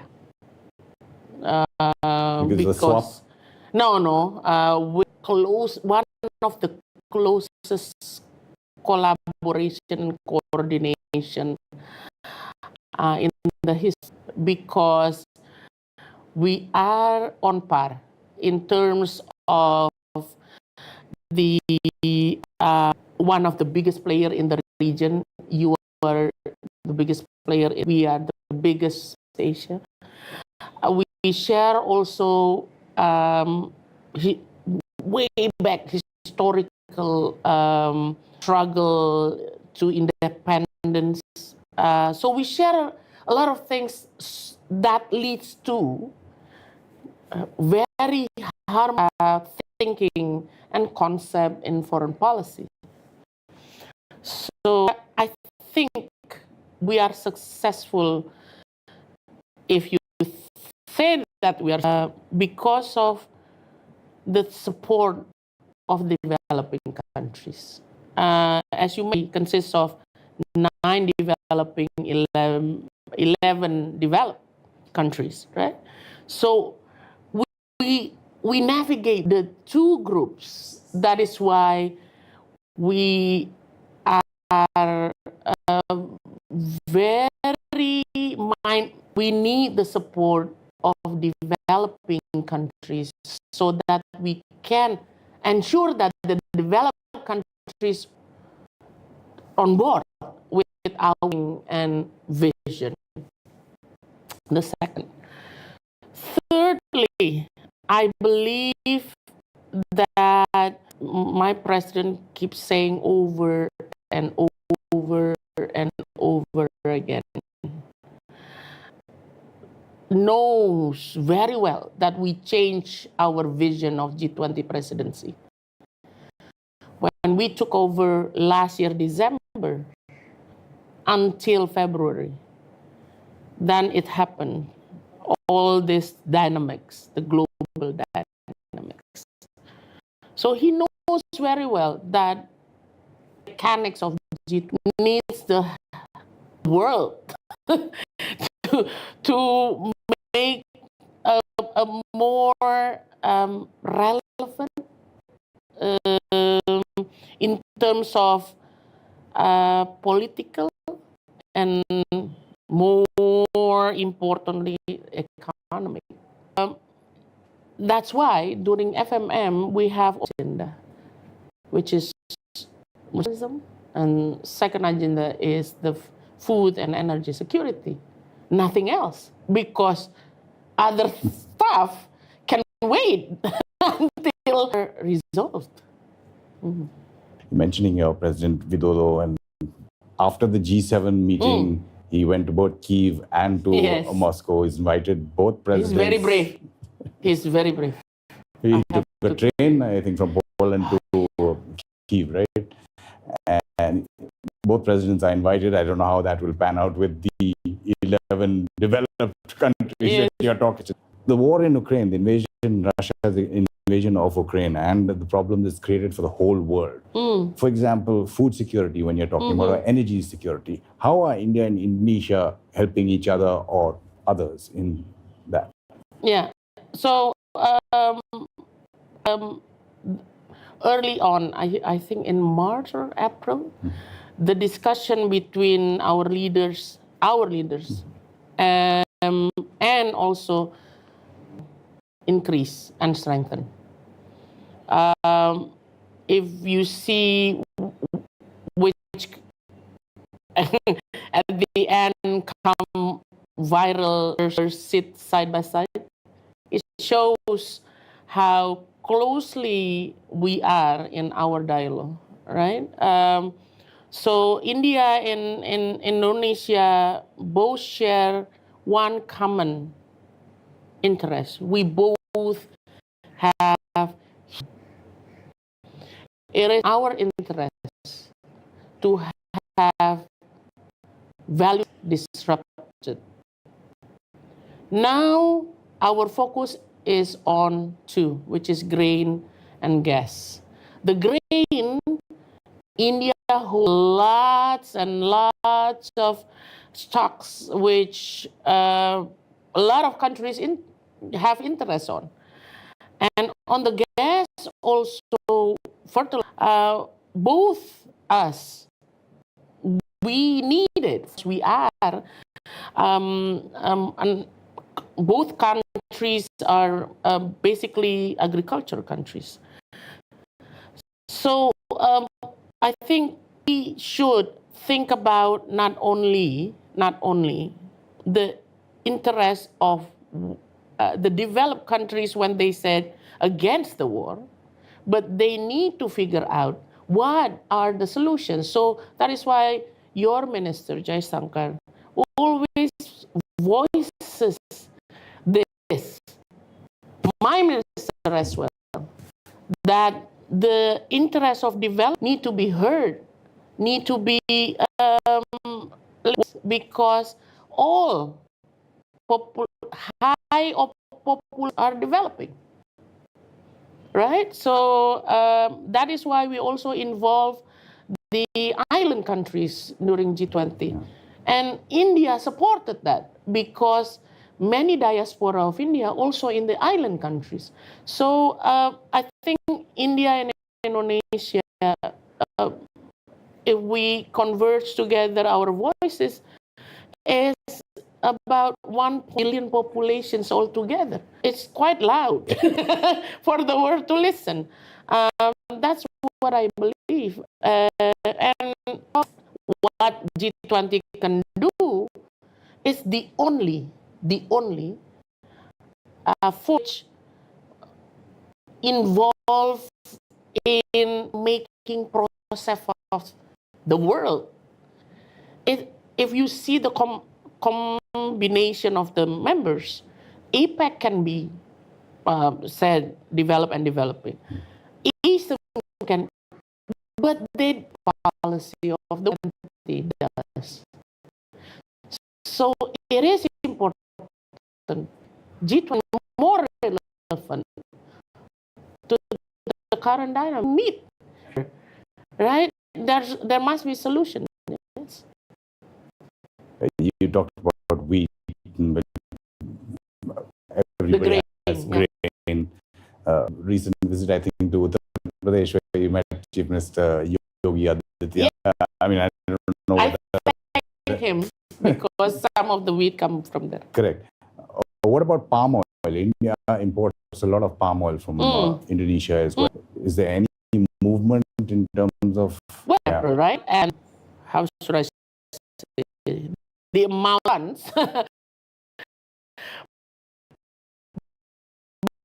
but we have problems We have now, the last time I heard,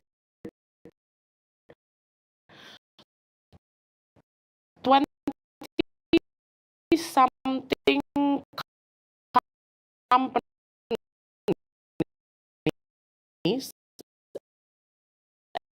especially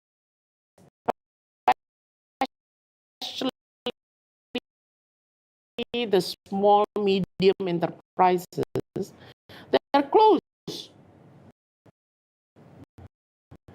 because the price is so low that they cannot operate. We make sure that this war or whatever global dynamic there is will load off grassroots.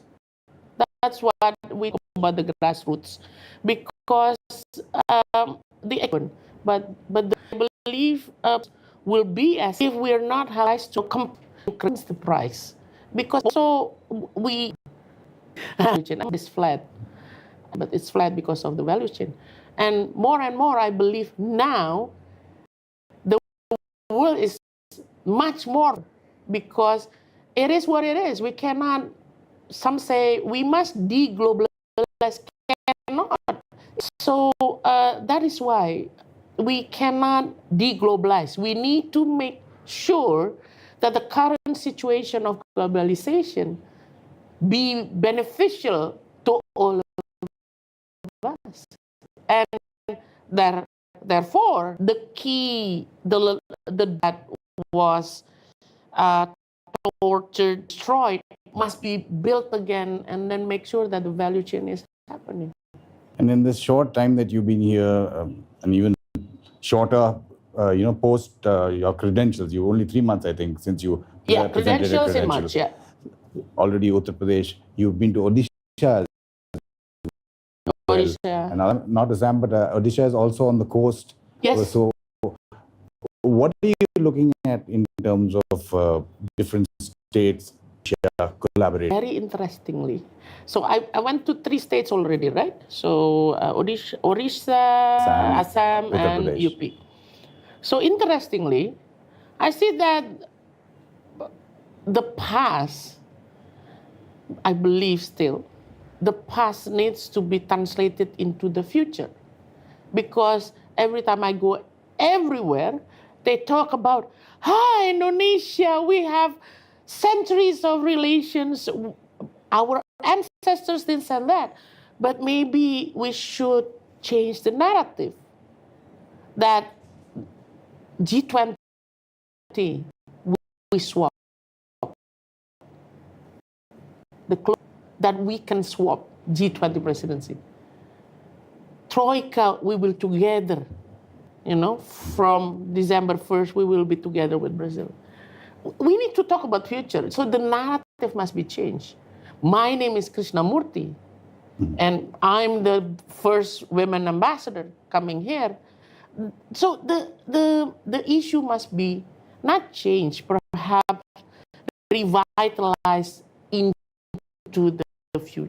I believe I talk about, I want to revisit or revitalize the Bali Yatra. If not this year because of G20, maybe next year we have the Bali Yatra. I met some people also already talking about Bali Yatra and bringing the ship here. We have this very beautiful.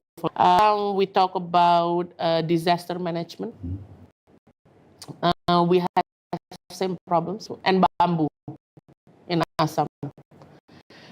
We both have same stuff, but different way of thinking, which is for me it's very unique.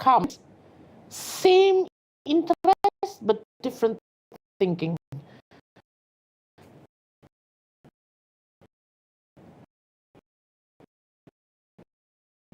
shows the closeness of the past, but then again, we need to make the past as vehicle.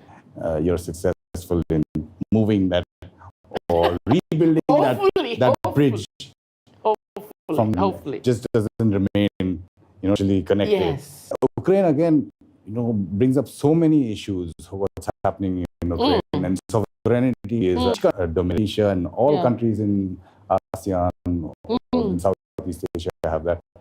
What is Indonesia's vis-a-vis sovereignty and problems that it is having in its foreign? Well, if I talk about Indonesia's sovereignty, to say it as part of the community of ASEAN, because we have Treaty of Amity and Cooperation, we have these 3 pillars of ASEAN, we have the ASEAN Charter, we abide dearly since 1967. And we believe that they are relevant up until now. And my last point on this particular issue is that every country, every nation, we need to have a perfect neighbors concept or principle. So peacefully, so that we can prosper. ASEAN, I believe, which is ASEAN since the beginning of time, is the cornerstone of our foreign policy, and I believe future also ASEAN still the cornerstone. And on that note, Indonesia 2023, while you're having a beautiful world, perfect world. In terms of investment development, each country is looking for more and more opportunities. There are so many different models of whether it's bilateral now after the Quad, IPEF. What is Indonesia's position vis-a-vis this? Is it gaining the best from everything, or how does Indonesia decide? Well, Indonesia decide by national interest, same like India. That's first and foremost. Our foreign policy is basically depends so much on our national interest. On the engagement that you mentioned about whatever documents there is, be it regional, sub-regional, or multilateral, or whatnot, we always say yes with a strong note, which is wait for to come about. Like, for example, IPEF. We said yes, but we need to see how they follow through. Similar thing in IPEF. Because IPEF for now is one page. We're still waiting for the engagement to happen, so that we all understand what the initiative is. Same like what having with RCEP. We had it for 8 years. We mentioned over and over again that ASEAN is the that is why Indonesia to benefit also, because in RCP is because involve 5 developed countries. That is so all engagement that we have, it's so many principles that is not easy to be bent by anyone, including the negotiator like me.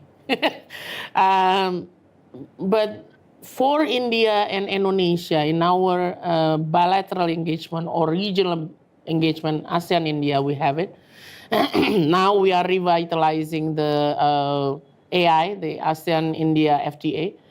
We will, we are between ASEAN and India. So all of this now, our national interest is very much so in line with India, and more so with ASEAN. Same principle. Ask you, what is Okay. How should I say? Engagement in foreign policy or foreign relations are open. Dialogue is more important than no dialogue at all. Engagement in regional must be and should be pushing or pulling. We are very uncomfortable when there are push into our national interest within the region as well as sub-region even form would help dialogue, peaceful dialogue. So Quad and you said AUKUS in collision with our national interest. We already voiced our uncomfortability when AUKUS have this very interesting policy without considering. Same like Quad, I believe Quad is very important engagement, but we'll see, because India, I think, is an act because you're the audience. So I think, like I said, welcome because it's peaceful engagement, hopefully. this engagement and hoping that you build more on the India-Indonesia engagement. Thank you. Thank you so much for your time. I thank you, Amita. Thank you so much. Pleasure is all ours. And for our viewers, do send in your feedback about this interview. Any other questions and comments that you have, you can use all our social media handles on StratNewsGlobal. I'm Amitabh Brevi.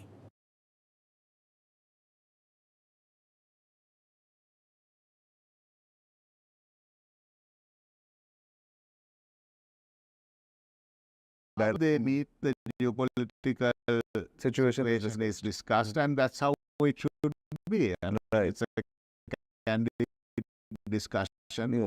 They discuss and understand. I mean, that's what we have to do. Right. And we have to have more discussions. And at the end of the day, I always feel civilization and yes. But also geographically, we can't be sort of separated of somewhere else. No. And what we are talking is of integration. Sure. Now, if we are talking of integration, if we are talking of connectivity in any way, so on the matter of the idea, that's what is happening. I think at all levels. It's not only at leaders level. Yes, certainly. Hello and welcome to Strat News Global and our daily program, The Gist. I'm Nitin Gokhale.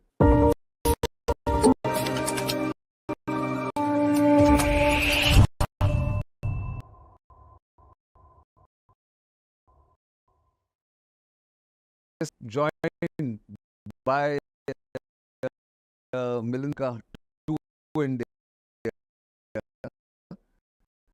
and someone who visit the Sri Lankan president's visit to New Delhi, important outcomes, and who was part of the process to set up that visit, and of course contribute largely to the upsurge in India-Sri Lanka relations in this program, and welcome to our studio. Thank you, Nitin. Thank you very much. So you're fresh out of this last week's visit, which happened where President Ranil Wickremesinghe made a quick trip to New Delhi. How would you describe that trip?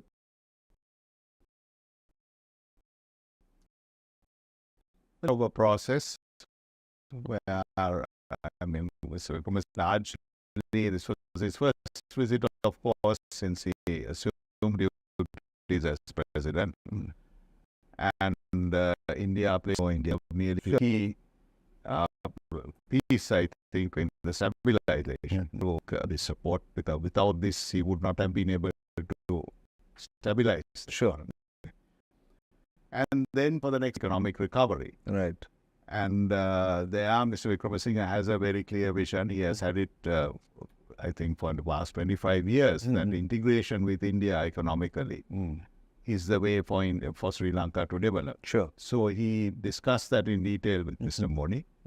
And they have now put out a joint vision statement between India and Sri Lanka, which puts us the contours of a possible roadmap, a vision. As to how this economic recovery could take place through integration. Absolutely. Economic integration between the two countries. In fact, the document is entitled Connectivity. Where is connectivity? That's right. It's about electricity connectivity, about physical connectivity, air connectivity, people-to-people connectivity. Right. So let's break it down into, what are the tangible outcomes that we are looking at.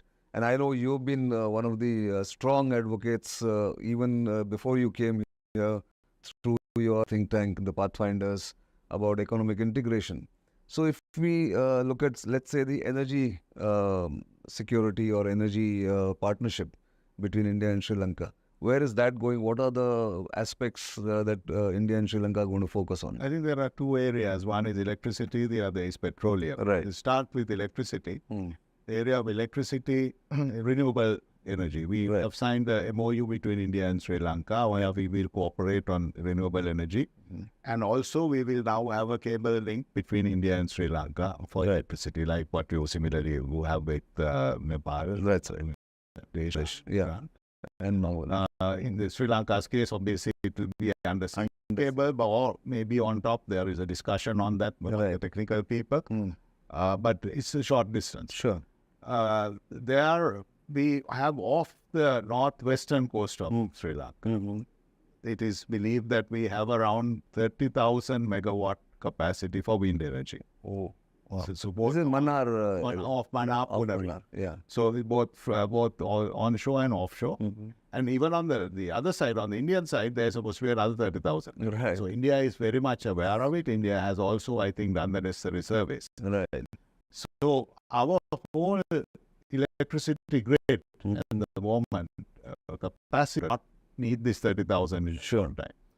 So the idea would be to develop that the 30,000 megawatts through investment, and then provide, obviously take what we need and also to maybe export to India. Connected component is hydrogen energy. Sri Lanka is Sri Lanka is it is believed that Sri Lanka has tremendous energy production, but also as a distribution center.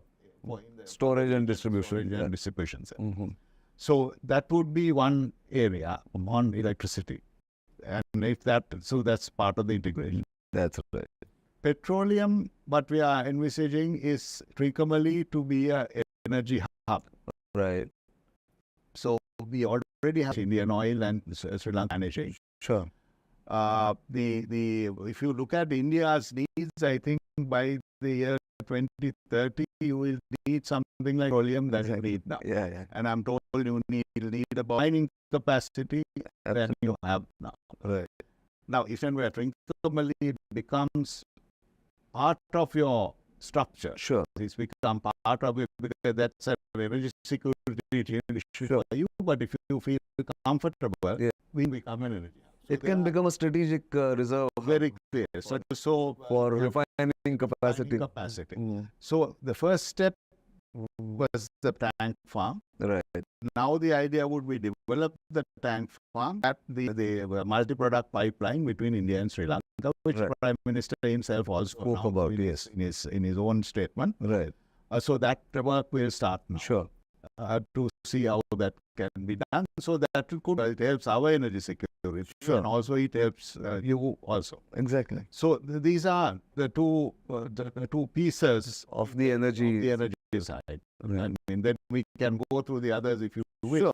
No, certainly. So tell us about others. We say the physical side, which we look at, and then we look at trade and the other parts. Exactly. So on the physical side, this is the other is of course ports. Ports. I was at Colombo Port. I have said this in other forums also. Port, 80% of the business of Colombo Port is transshipment. Sure. Of that, over 70% goes to India. It's integrated into your port. Already in the port business. Your growth, we can start expanding, and we have space. Right. So Colombo Port, this one port, Trincomalee is another port, so that is on that side. Ferry connectivity, which was again announced by the Prime Minister, between Nagapatnam and Kankasanture, Talemana and Rameshwaram. Talemana and Rameshwaram has been the traditional thing. And the closest line going right up. Right.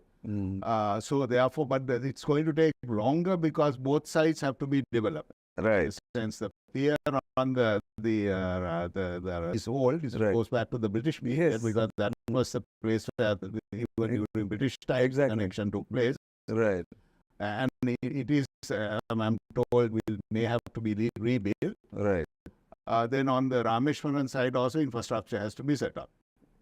Nagapatnam they think if faster. Nagapatnam could be developed in about by September, they think. Right. And then, of course, the ferry services have to be established. Sure. It's not going to be, I mean, I think as active probably as the Rameshwaram, Talemana would be, but it would be a start. Sure. Air connectivity, maybe you already have air connectivity between Colombo and most cities, and tourism is going to be our main. Exactly. And already about 25% of the tourists coming into Sri Lanka are from India. Yes. But now we are talking about Colombo. Already there. Sorry, Chennai. Chennai already Alliance Air is running. Started, and they have expanded also there.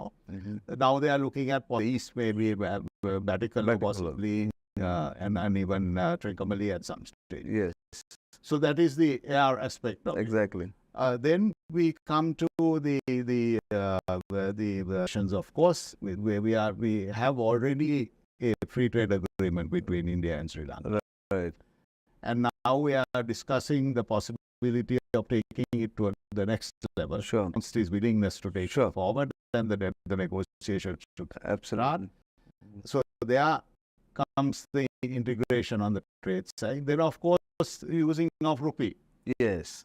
The rupee as converted Indian rupee to rupee, and there one of the agreements that were exchanged was to have this universal payment UPI to be so that people can use rupee card in Sri Lanka. Tourists can exactly. But that will actually ease a lot of burden on the tourists, not to change it. That's right. And I think Sri Lanka, since tourism is the main driver of foreign exchange, what is the? I mean, I'm taking you away from the vision of tourism, and I think a lot of effort has gone into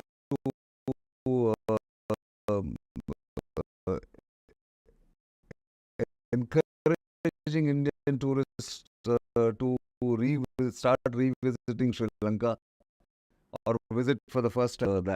Well, I think the PR and the market and how the links can more airline and portable, because in the context tourism is key, because that is the lowest hanging fruit. That's right. Context. And Sri Lanka has never really realized the full potential, in the sense that We earn $7.5 billion a year at the peak. Yes. First, it dropped during COVID for Yes. remittances. Right. We earn about exports of garments, of Sure. which maybe $2 billion we earn. Some of it from India, Yes. from India. Yes. So now we are trying to see whether we Right. India as well. Then tea, which everybody talks about, which employs a large number of people, Right. a large extent of land, only earns us about $2 billion a year. Sure. And then IT services about $1 billion. So that is our spectrum. Correct. Tourism, the peak we had was in 2018. Right. We had about $4 billion. Yes. We have never hit that. No. Again, yeah. So now we need to get there. Sure. So if we can go like say $3-4 million in tourism, our recovery will become much easier. Yeah. And then we have to push tourism. Hopefully over the 7 million Yes. Yeah. Exactly. to make it really happen. No, and it is possible because given the proximity, given the variety of tourist spots that Sri Lanka offers, and someone who's been so closely associated and visiting, I can testify that no other country apart from India for Indian tourists offers that kind of variety. No, we Right. get more multifaceted Goa. Exactly. More things Exactly. more to offer. That's and right. also it's quick. I mean, from Delhi, it's only 3 hours. Yeah, 3 hours. 3.5 hours the most. And then don't forget the religious tourism part of it, the Ramayana trail, And the Buddhist trail. this trail, We have vice versa. actually 4 trails that we are looking at. One is the Ramayana trail from the Vatika. Yes. In Sri Lanka, Sanjeevana Vatika is in Sri Lanka. Yes. So, linking these trails to. That's right. Then the Buddhist trail is already there in the Correct. because everything should be two-way. Two-way. Yeah, exactly. Look at it. That's right. And now Sure. Shiva, Mm. the whole. So That's we interesting. call it Murugan. Right. Murugan, we have Kataragama. So these 4 are from what you are suggesting. Yes. When it comes to religious tourism. Right.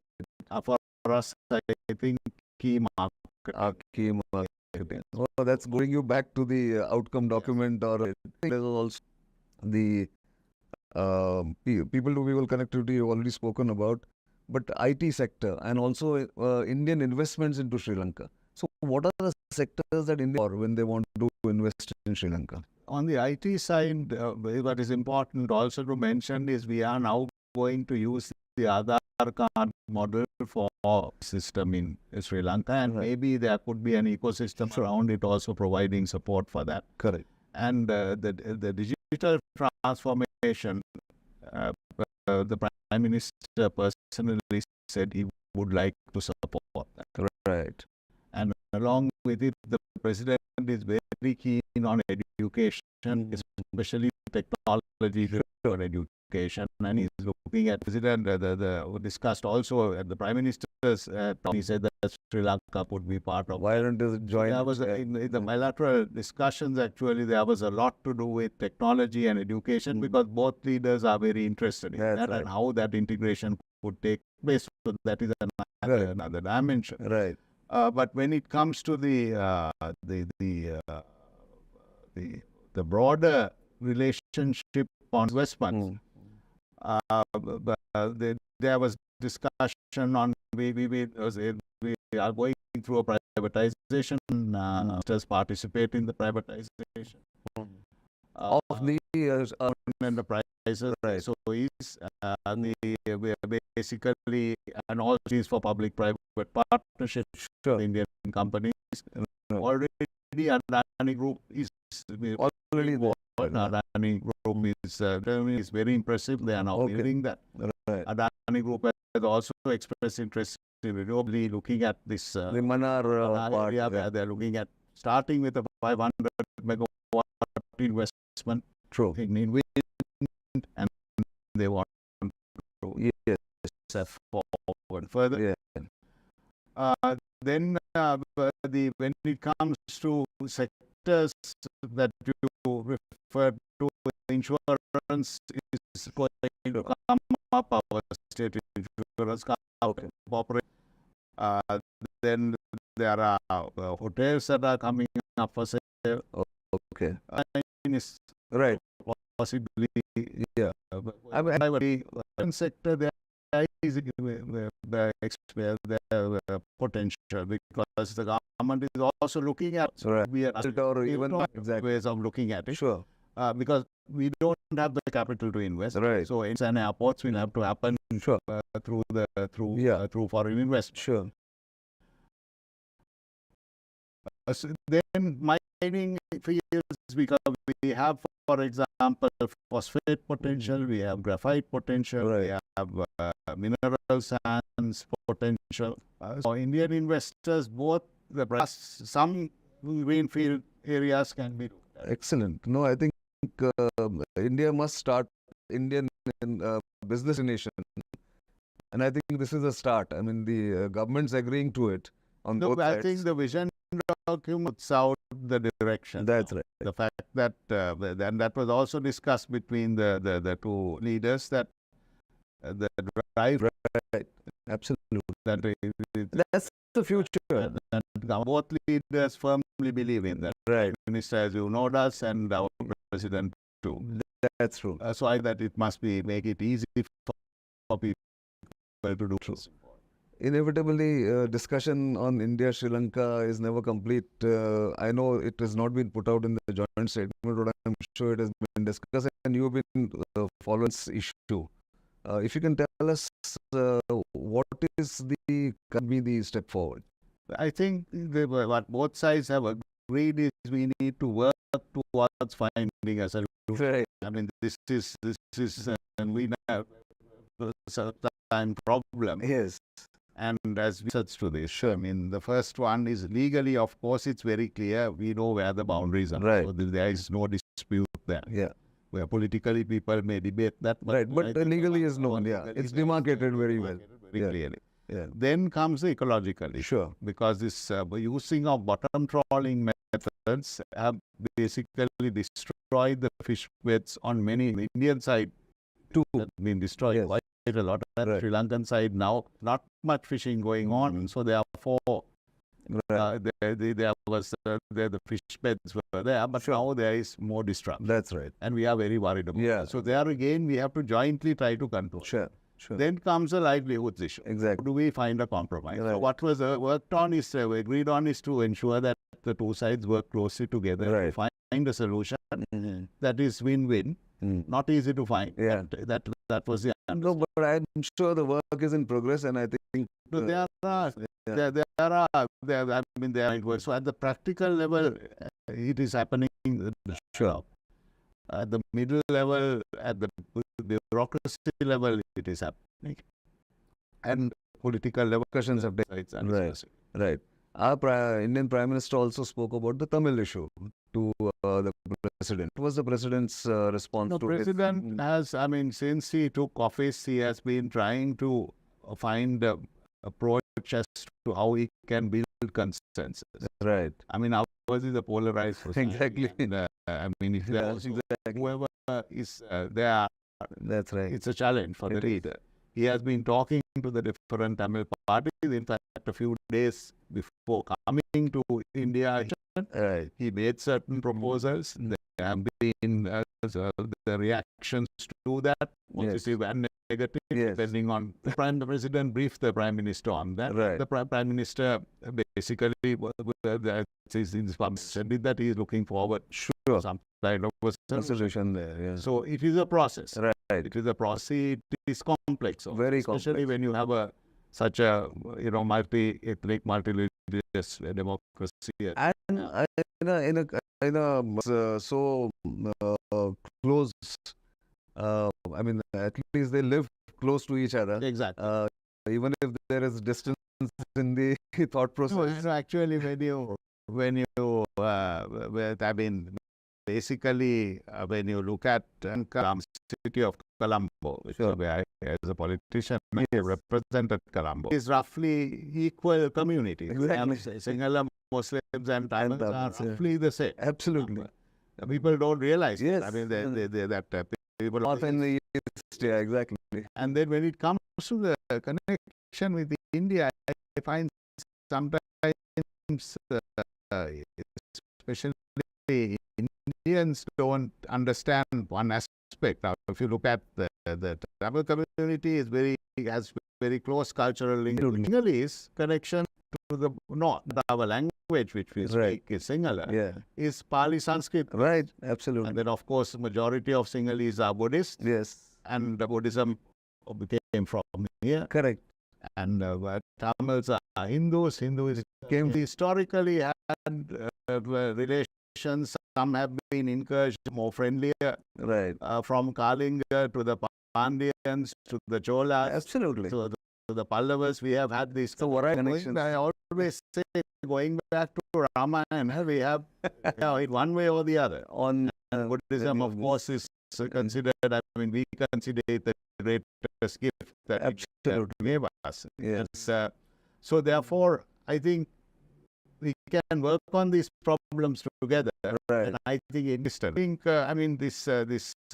ethnic issue is something which has been festering and also we had a very violent period of terrorism related to it, and we have to find a way out. No, of course. The president is keen, is focused, and he's an old, experienced hand in all this. I mean, he's done this. He has.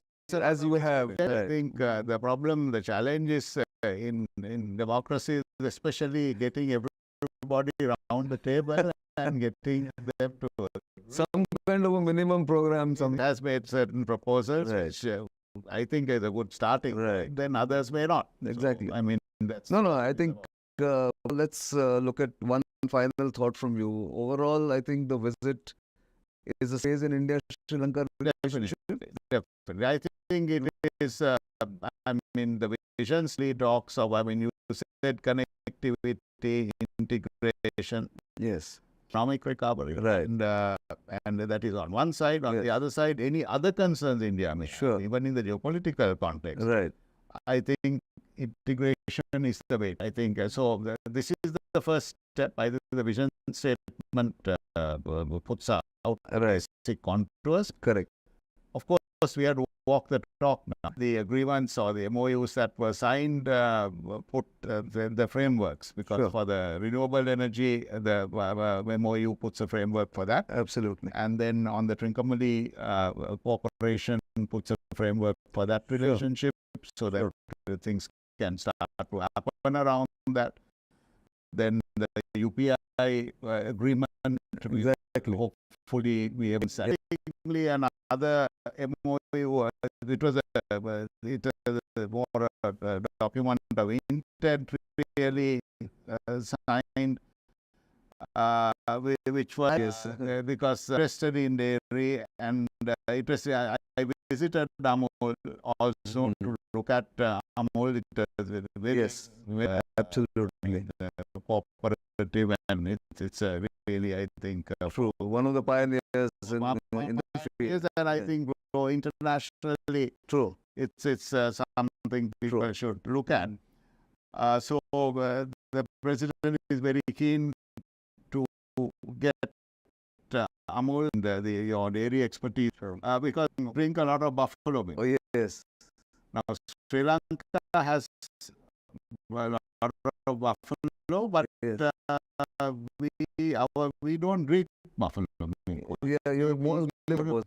And we also we eat. It's not consumed in the quantity you do. Right. So we can notice half your consumption comes from buffalo milk. So I mean, these are interesting experiences. Exactly. When you get to the ground there. Exactly. So I think so we have in this visit different levels of cooperation. Absolutely. High technology going. No, I can see that. What is not put in there, I think I said last thought, but what you mentioned geopolitics, I'm sure they meet the geopolitical situation, and that's how it should be. And it's a candid discussion. Both sides they discuss, and that's what you have to have. Because basically at the end of the day, I always say India's security is our security, because our location is very clear. We spoke of the civilization, but also geographical geographically we can't be sort of Separate. somewhere else No. of integration. Sure. Now, if you are talking of integration, if you are talking of connectivity, we cannot be in any way be a security threat. Sure. Yeah, so on security, we have to have that dialogue, and I think at all levels. It's not only at leaders level. Yes, certainly. At different levels, yes, certainly. No, I think these last 2 years have been tough on Sri Lanka, but I'm happy India has been able to contribute to its stabilization, and I'm sure from here it's only going to go upwards. The relationship. So, I'm an old observer and a friend. Yes, certainly. We would like to. In fact, it's always a pleasure to go to Lanka, and we will go there. But thank you very much for your time and your insight. Thank you very much. Thank you. So, viewers, there you are. You got the first-hand information from Sri Lanka's High Commissioner to India, Morogoda, who has contributed immensely to the upsurge in the India-Sri Lanka relationship over the past couple of years, despite the gone through. And he will be remembered for this contribution in the relationship between the two countries. So do send us your feedback and comments. You know where to. Social media handles are visible on the screen. So do follow them and subscribing. If you're already a subscriber, bring the word to our YouTube channel. This is what more and more feedback from our viewers and our supporters. Thank you very much for watching. Goodbye.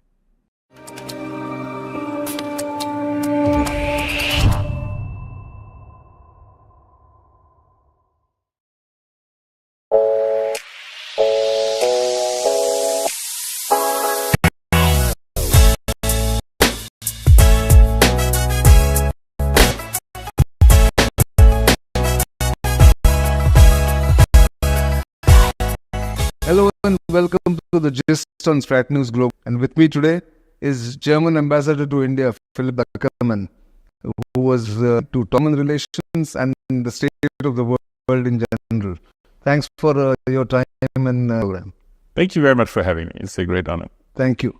So I was looking at diplomatic visits to Germany, and the last 1 year after German Chancellor visited Delhi. It's almost exactly a year now. True. How do you look back on this 1 year, if not a longer period? What has been the development? So first thought that comes to my mind, we had quite a lot of work. Embassy was busy, let's say. Right. G20 helped one. That's for an embassy, as I say, a lot of work, but also some fabulous success story. We benefit from that big time. Right. Who comes in Delhi or in Chennai or in Bangalore gets away with a new. I think the German cabinet, when it comes in the second half of the year for the intergovernmental consultation, we might talk about that a little later. Sure. They all come with a renewed and refreshed image of India, and that's what we are here for, and I'm very happy that we succeeded in getting this new image. Main in Germany right now. So I think we, there are the items we are on every level, but there is also what we call for green development between India and Germany, a unique partner in India sit together and try to figure out how to tackle climate change, how to make diversity better in the world, basically. Without one, I think it was a wise decision to pick India as this partner, and we see that it has a very concrete and very direct impact on things. I'm very happy about that. Now, number 3 on the items on my desk, quite fabulous growth rates India is producing. Good interest by and of German business when it comes to investing in India.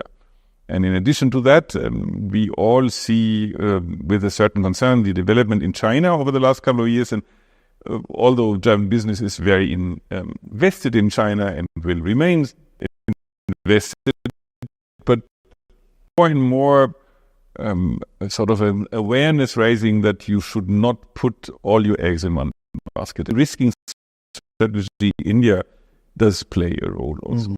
And my fourth and completely new big file on my desk is a migration. So need of, we have concluded with the Indian government a mobility, and this mobility partner now in the very migration from India to Germany, and the Indian government is extremely helpful, not only on the national but also on the state level. Almost 45,000 students from India and Germany at German universities, but also in increasing nurses, engineers, so craftsmen. And this number will go up, and we will do the utmost to bring be very Indian in brief crowd to have. That's very interesting, because otherwise, normally, traditionally, the Indian migration was, of course, to the English-speaking UK and the United States and Canada, and of course to the Gulf for various other reasons. So that's. But coming to your third point about the German business renewed interest, what are the sectors that the German businesses are looking at? So actually, we have about 2,000, and it's not only the big ships like Siemens or BASF and SAP. It's also what we call Mittelstand, the small and medium-sized enterprise. Right. And there you have the the hidden champions, as we call ones, who have one highly specified, extremely sophisticated product where they're leaders on the world. We have people like in the food industry, you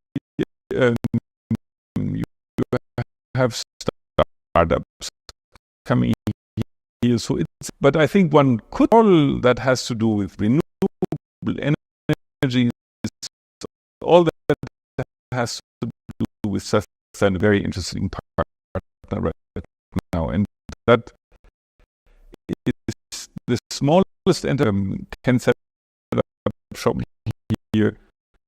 How how lively this exchange on sustainability is between India and also I was just going to say that, exactly.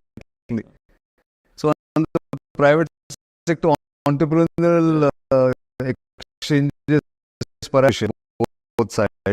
So I always tell them, think of India as more as the government only. It's like Germany. Many good things happen outside the government, and that includes you find the new ideas, the most engaged and committed entrepreneurs when it comes to sustainability. And of course, one point I found in your elaboration of the relationship is the way you are reaching out to the growth in India central government. True. And we know that from home. In Germany is as the Indian system. Right. We will do in order to attract investment, and they are competing against each other, and that's exactly what happened. So wheels have been craze in India. I mean, people actually look up to German automobile stands. Also, a lot of Indian companies are companies. Some Indian companies investing in Germany. Absolutely, and that's in our interest. We want coming to Germany in hand. We have all the services, the IT services like WIP, HCL, and being in Germany, very active in Germany. Also see increasingly small and medium enterprise car supplier business. And that's a huge city to see a company like Motherson from Noida investing heavily in companies. And yeah, of course, there. But our interest is in Germany defense relationship. I would say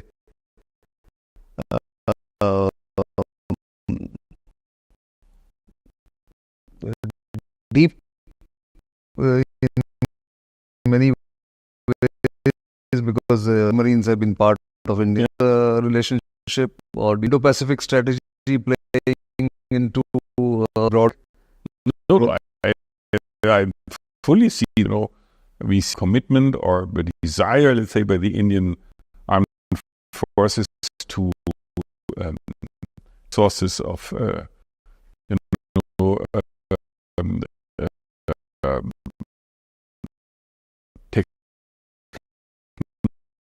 technologies from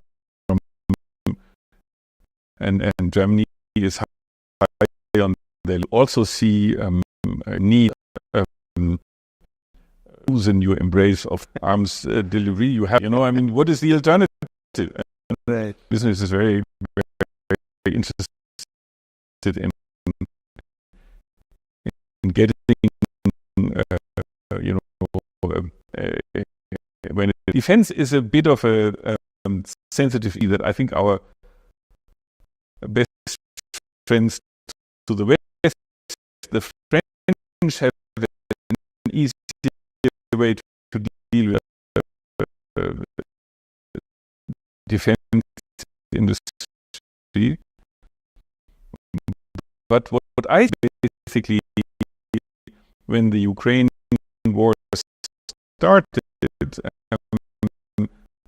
the German government ought to a bit more say that, we are now discussing private entities, the possible submarine deal between Germany and India. Very interesting deal, very sophisticated deal. Still up to the Indian side to decide.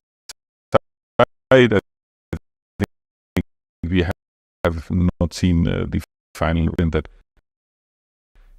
we haven't, and that will be, I think, a big sign.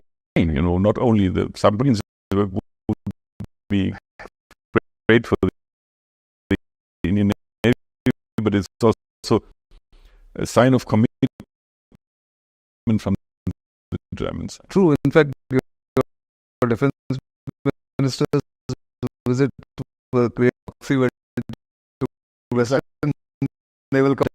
That's, I think, because of the old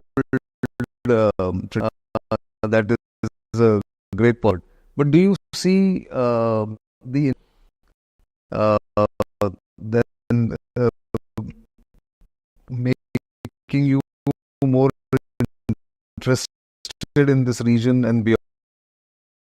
clearly. Look, Germany is a competitive economy. We are a very strong economy, and we live from export and import. You know, it's globally, maybe it's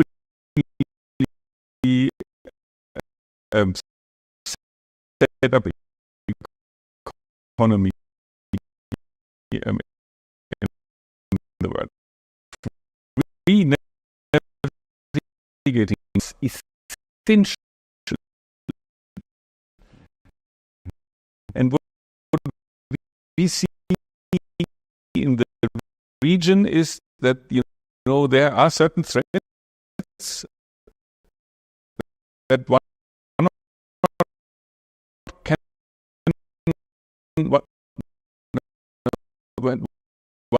cannot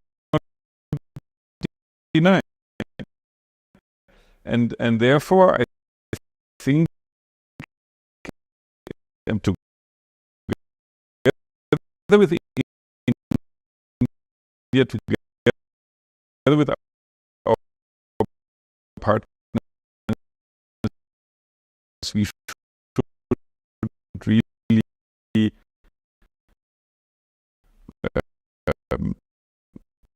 you know, show our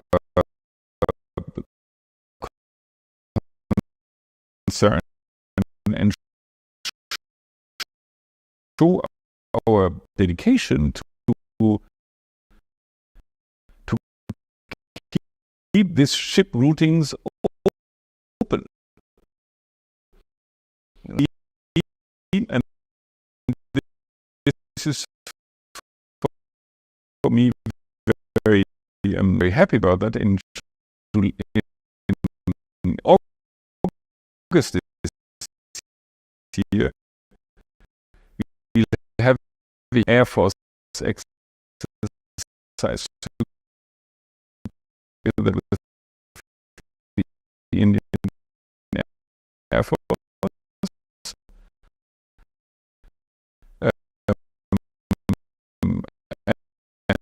And it's not only Germany, it's with our French and Spanish, UK destroyed. Right. So this would be in the south, in Coimbatore, with a group of terrorists coming from Germany, and the free and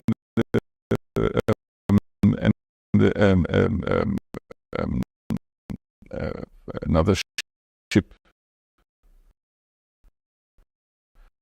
two in the second half of, so two big ships will come. Right. Sure. Or yeah, this because although the German Navy, the German Air Force is here and is very much joining hands with the Indian side. Right. You see the Quad sort of push back against China's concern. The Quad country become all international interesting friends of all friends of ours in the Quad. Exactly. And it's are the most concerned. We think this is a very, very internationally. What about the comes in G20. You said it was a great experience last year. So the follow-ups in G20, particular with India, to mind. India G20 is not an easy format. You have to find to gap between absolutely poles about Russia alone. You know, it's a varied bunch of people around the table. It's not Evan or the EU or something where South Africa and the Netherlands. So there's, but the Germany and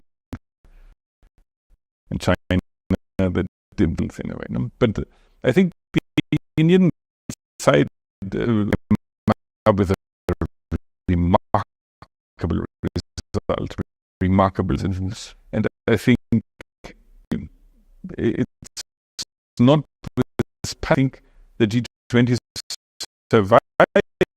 India hadn't succeeded in acceleration out. I think they're very much alive nowadays. So government, the extra mile, and they went the extra mile, and therefore I think this is the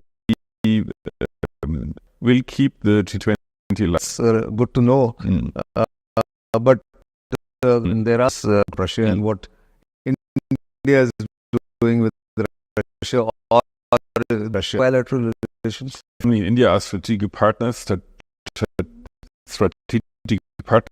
and very developed democracies in a way, and between democracies and strategic partners and views normal, and the Ukraine war, our door, this relation with Russia is a long-standing old relation that India doesn't react the same way than the European countries is under degree.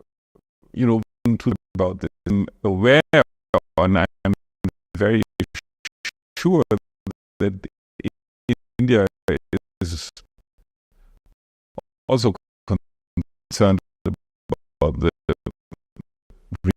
region when it comes to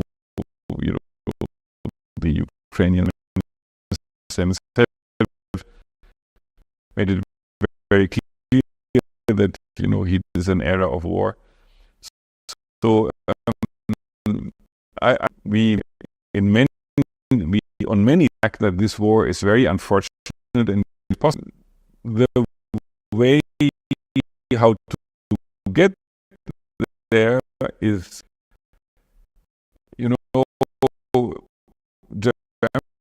Germany is of course very to this. We are very, very much supporting you. So maybe India can at some stage very hard to regularly talking to both sides. Yeah, he just did last week. Yeah, exactly. Actually, in the Russia-Ukraine conflict, so upped its defense budget considerably. How is that panning out as far as the people in Germany? That the Ukraine war has changed the whole political setup. We call it Zeitenwende, change of where we whole thing, defense, our army, what to spend, and it's clear that to Europe, and we see as partners in we see with greatest concern no trust in Russia anymore in this case. So that it means that we in our armed forces and with what's happening time right now. And that is not the European continent. Yeah, exactly. So in that context, NATO has to be strengthened also. I mean, going by... It's just a big European leader a couple of years ago said NATO was a fintech. You can institutions like that. Yes, so that's happening. Act in or Israel's kind of deal crisis. How is that impacting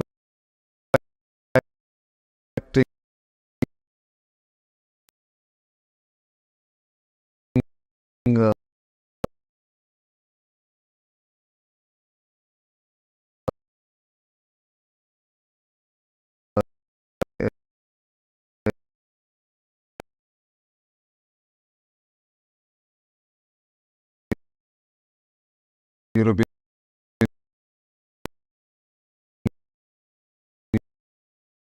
Union?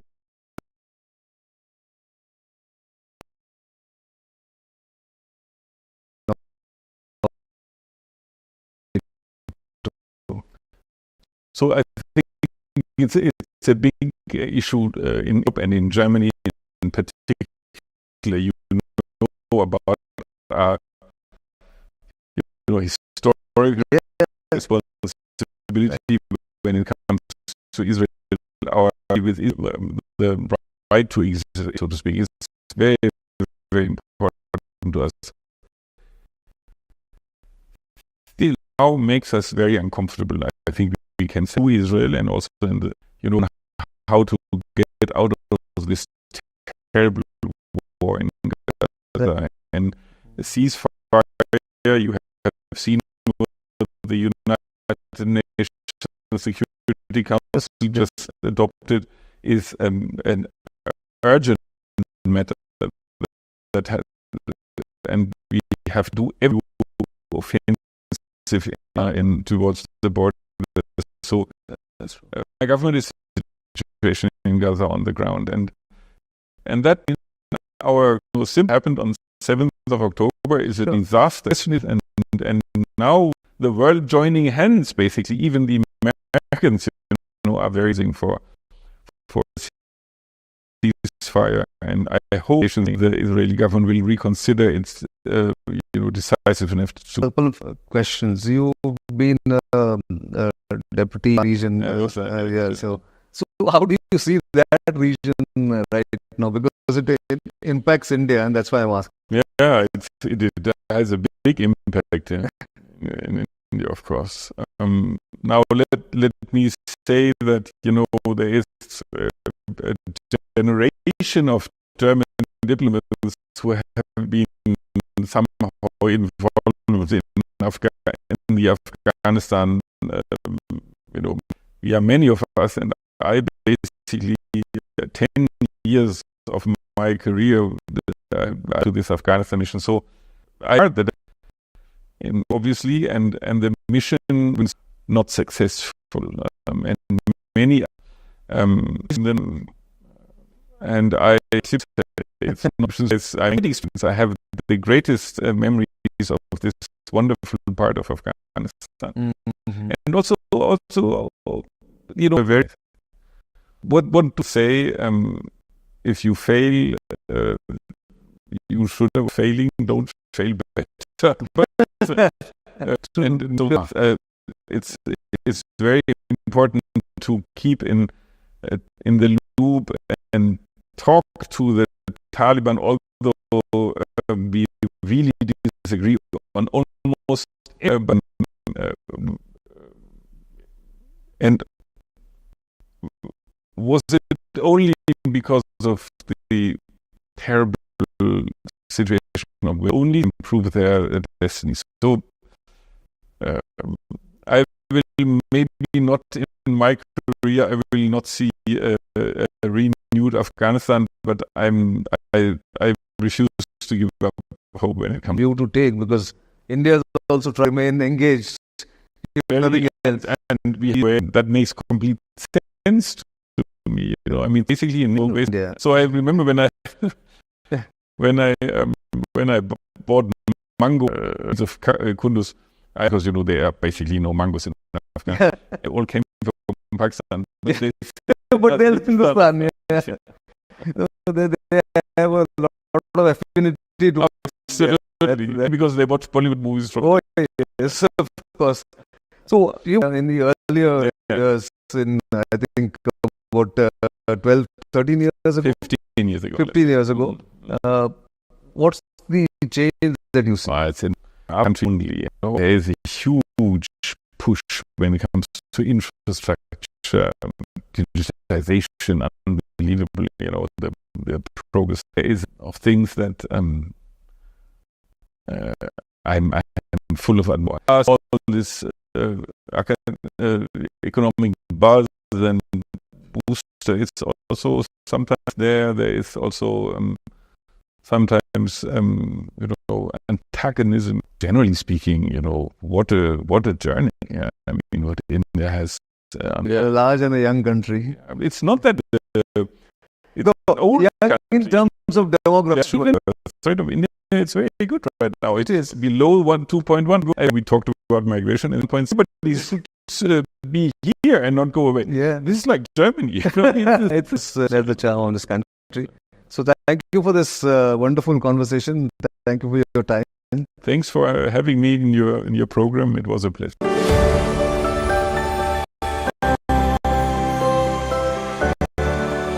For the UTEP.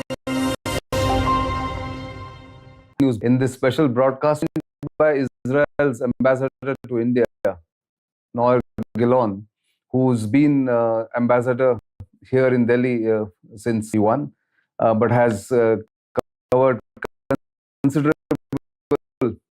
distance across the country and seen some of the states, and is let me for a third relationship. What is the kind of distance it has covered? What are the highlights that you? Thank you very much on your program. We didn't start in Mexico the full diplomatic relations. We will have more or less the same age, 74, and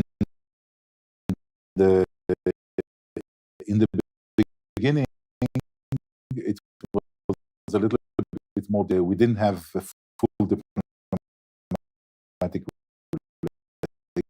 relations,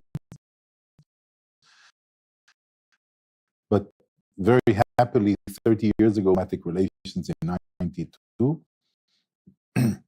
and the relationship. One is defense, even before Zoria on the defense side, and the other one is the agriculture side.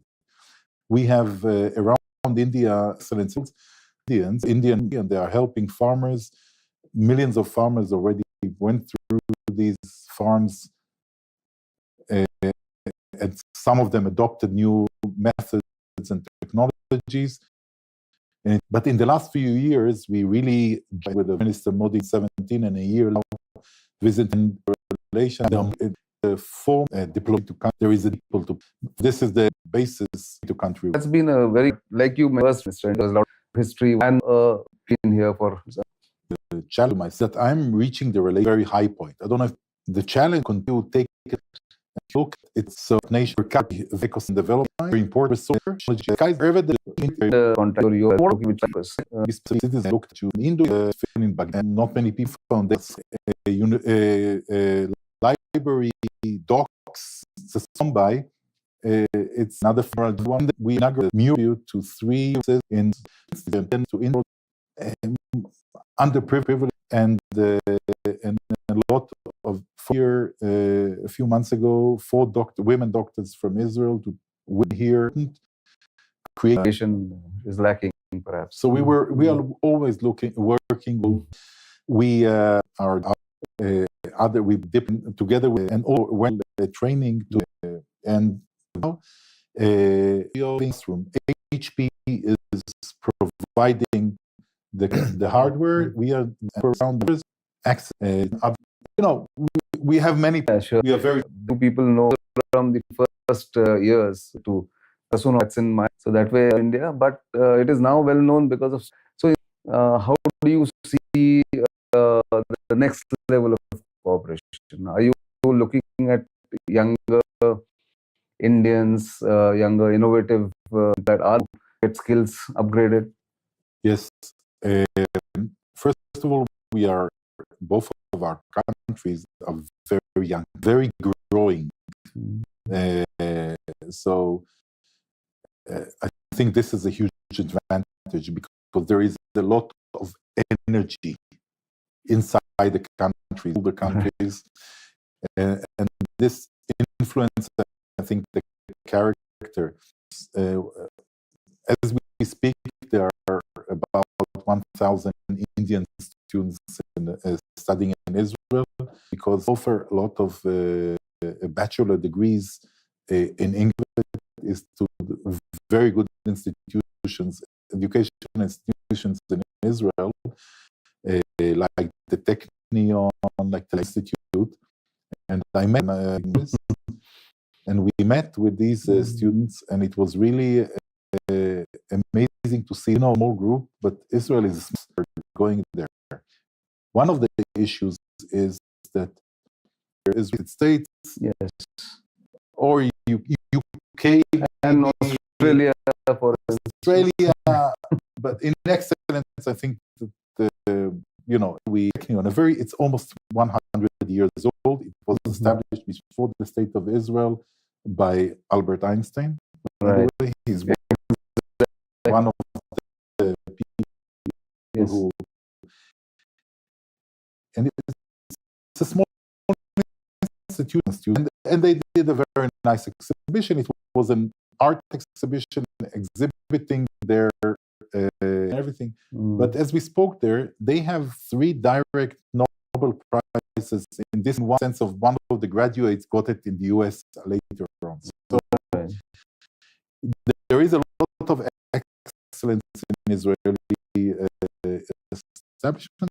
We have to bring it here. Only one factor. Indians, who are the biggest group of non-Israelis, foreign students, they don't need scholarships because they are good enough. They don't need their own and according to their excellence. So this is a very good. I'm here to encourage Indian startups to come to Israel. There are different programs to try and promote it. It has a program with startups that work more in this. I think to build the tools for this cooperation, because the people will do it. Right. Give them the tool. We have a very, very good fund, I4F it's called. It's a fund for industrial research. Right. India, Israel, both to enlarge it in some and to extend it also in the sense of enabling more startups to go in, not only industrial, but so we are trying to create the tools that will enable the natural to give food. That's very good to know, because excellence continues to be one of the drivers, main drivers of the relationship. Of late, India is now trying to become self-reliant. It's trying to become, as they call Atmanirbhar. So in that context, how would Israeli defense companies then look at the opportunities here? Because they've been mainstays in certain areas, like mainstays in Indian armed forces, and during the standoff with China, they've really. What is the sense of this? Yeah, it's a challenge. It's a challenge because when you come to defense industry and the notion of making the idea of making India is not production in India. It's also IP in India, giving also knowledge. Now, defense companies, they are, of course, countries are more reluctant when it comes to defense. Very high trust, I think, between India and Israel, and which is going on for many years. Going on for more than 30 years, so long. I believe that the trust will build the bridges of how do we do the make in India in a way that serves India's interest and serves Israel's interest. So the companies are, for the last couple of years, I think, are giving a lot of the Israeli defense work into the Indian, make in India, and Ukraine here. And the problem now of spare parts for Russian equipment and things like that, you can understand the logic and the need in general, not only of autonomy and self-reliance, very fast to be a world superpower, not just it has been for many, many years. I think it's a natural process that is going through, and anyone who wants to be part of the process, and I think Israel has to be part of the process and play along. I'm glad you're saying that, because there has been a lot of reservation in other countries, but I'm sure a collective innovative approach will surely find a middle path between India's desire and need and what you want to do also there. You spoke about the Ukraine war, and I just wanted to, in fact, talk about that. The global order is now in a flux. In that sense, of course, has been a great close ally of the United States, but Europe now, how does, I mean, going beyond India, Israel, how do you see the effects of the conflict in Ukraine? Yeah, I think the countries, India and Israel among them, to take decisions that we would rather not take now. Maybe it's decisions that would have been taken Russia and the US and the West. Each side, we all have mixed interests. Yours are known. Yes. We also have our issues. We have in Syria, we have the Russian military presence. Exactly. So we are trying to create their modus operandi with them, and we have, by the way, many Jewish people living in Russia. Many immigrated living there. And they're living in Ukraine. Yes. So we are also pushed to taking positions on things that we rather not do it now. Exactly. But it's changing the world order. I think Europe somehow revived now. It seems that there were wars or unity, and one can see a little bit more. And I don't know if it will be copied now to other grounds, into Asia and to other places in the world. It remains to be seen, but it's a big issue. It's also, I think, the regional problem of Ukraine, Russia is influencing every one of us, because we pay more for the oil, we pay more for the bread, oil, cooking oil, products. Everything is more complicated. Spare parts for India. It's really helpful, and it seems that it was an avoidable thing, unfortunately. So we are all, we are a small country. Although I love the say of one of my friends used to say that we are 9 million people, but together with India, we are about 20% of world population. That's true. So we are small. We are trying to play the game. We are considered region, but again, it's a small country with challenges that we are confronting from day bigger one. Influence, in fact. So that brings me to my last question. What used to be called I2, U2, India, Israel, United States, and UAE. There's a new equation happening in the Middle East, or what we call West Asia. How is that panning out? Has that progressed anywhere, or it was like the Chinese home and no substance? No, I thought there was a paradigm change just over a year ago, when for the first, Gulf countries, and is one of the countries of Abraham Accords, the main countries were UAE, Bahrain, and Morocco, and hopefully more will follow, who changed the game. Years they had cooperation with Israel. They had interest when they needed to buy some defense capability or other technology. They found the ways to buy. The Palestinian issue was a problem. I must say that India, in a way, the change that Modi brought with him, did it before they even did it. So they, what India said in 2007, this country's issue is an issue, but it cannot be the leading issue of our interest of our citizens. And it cannot affect the bilateral relationship. Yeah, we have, our citizens have their own interests. Right. And we have to provide these. We don't have to ignore other problems or other issues that we want to. And I think that's a very mature way of relationship. And we are doing very well with UAE. This initiative that you refer to is a very important initiative, because there is, if before Ukraine also, because they can agree on nothing. Every country in the world is representing its own interests and pulling to its own direction. Right. In Security Council, there are 5 permanent that can veto anyhow anything. So there is, I think, a weakening of feeling. Institutions. It's two democratic countries. Right. We also understand that what's happening is that it's democratic. It's democratic. But the majority of the countries they don't have the democratic approach.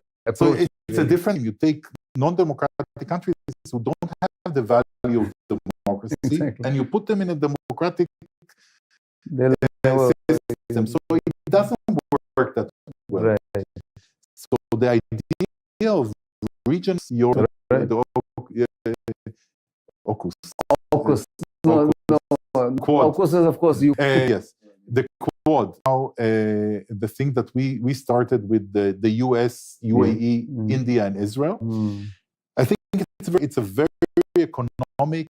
It's going to the whole station is going to win the wide definition. Right. So very economic, very commercial. To make the lives of our people better. All people involved. I think it's going forward. There should be soon, I hope, a meeting of this forum announced already project level. Right. All of us, that I divide the world to countries who their leadership and their main concern of the country is taking care of the well-being of their own population, and countries who have aspirations that are beyond their borders and their population. Right. And UAE and the US, these are countries, how to make their lives, in general, the world a better place, but their own population better off. And that's because the other forces are working this trend. So it will go forward. All of them, there will be also the formal announcement of projects and high-level meetings and the next stage in this cooperation. I'm sure that will happen. It's a win-win for everyone. So there is no reason why it shouldn't take off, really. So you're touching here a very sore point for me, because what happened last time is that 4 days when the visitor prepared COVID, and according to protocol, he was okay. He did not have time. Was 5 days of quarantine. Right. So he missed the visit, 6 days of quarantine, I think. He missed the visit because he also has to set an example. It's not, we cannot play around with the rules. Yeah. Couldn't come. And the problem is that now there is a little bit of, we are suffering both a little bit of security issues after Ramadan. Usually Ramadan, it's a more sensitive time in our region. So a little bit of is a little bit more of an issue, and government to maintain a majority in parliament. So I think these were two elements that will dictate when he will come. It's clearly, I just yesterday spoke to his staff, it's clearly to come here. Hopefully, if the two elements of political, I hope it will be around the summer, but again, it remains to be seen. That's why it's a sore point. For an ambassador, I that is a felt big the visit. I felt no, it's very in the way our relations are going. We have both bottom up, right? Both of them are very, very important together. Yeah. And these visits, they enable us to the bottom up to work well. So it's important to have this visit, and also to have other high-level in the pipeline, other high-level visits that will give another boost to our relation. It's 30 years, we have to celebrate it. And we were very honored by the fact that the Minister of External Affairs in our National Day event, he usually doesn't come, but it was 30 years to the relation. And our minister, Lapid, our foreign minister, was in video, also gave in our relations and friendship between our leaders, which is people underestimated. It's a very, at the end of the day, countries have interest, but there are people running the countries. And if these people, like our leaders have today at all levels, it contributes to the bilateral relations. So may this relationship grow further, and I wish you the best in it's a long tenure it's going to be. But thank you very much for your time and being so candid. Thank you very much. Thank you. Thank you very much. Thank you. So viewers, keep seeing our for feedback and comments, social media. We welcome your feedback, and of course, we'll keep special interviews when we get these access to high-level dignitaries. Thank you. It's goodbye.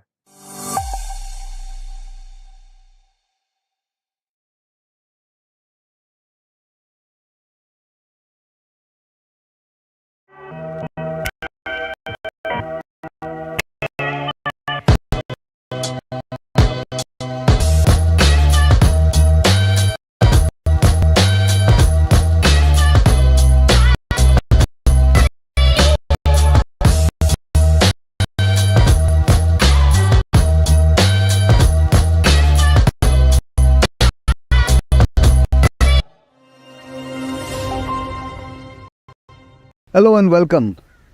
I am with a special guest on this broadcast, Australian Philip Green. And thank you for your time and thank you for agreeing to meet us. Great to be with you. You've been here for 6 months now. What's been your experience, India, Australia, and of India? Well, it's been fast and furious. Okay. Began with the bang in the middle of extraordinary G20. Traveling around your country, having my ministers and then my Prime Minister, meeting with Prime Minister Modi, and then the achievement of an impressive G20 here. That was a lot and a big start to my operation here.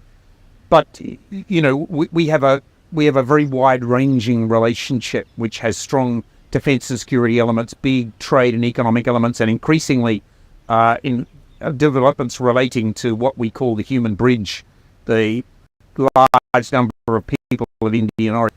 You know, that takes me to every part of this country, and it engages me with every part of your society. And let me say what I really enjoy is that here, thinking about their country, about the region and the world, they're articulate, be argumentative.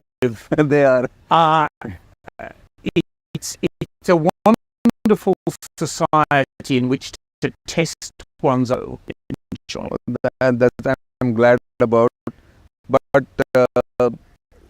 by all accounts, the India-Australia relationship is probably at its peak.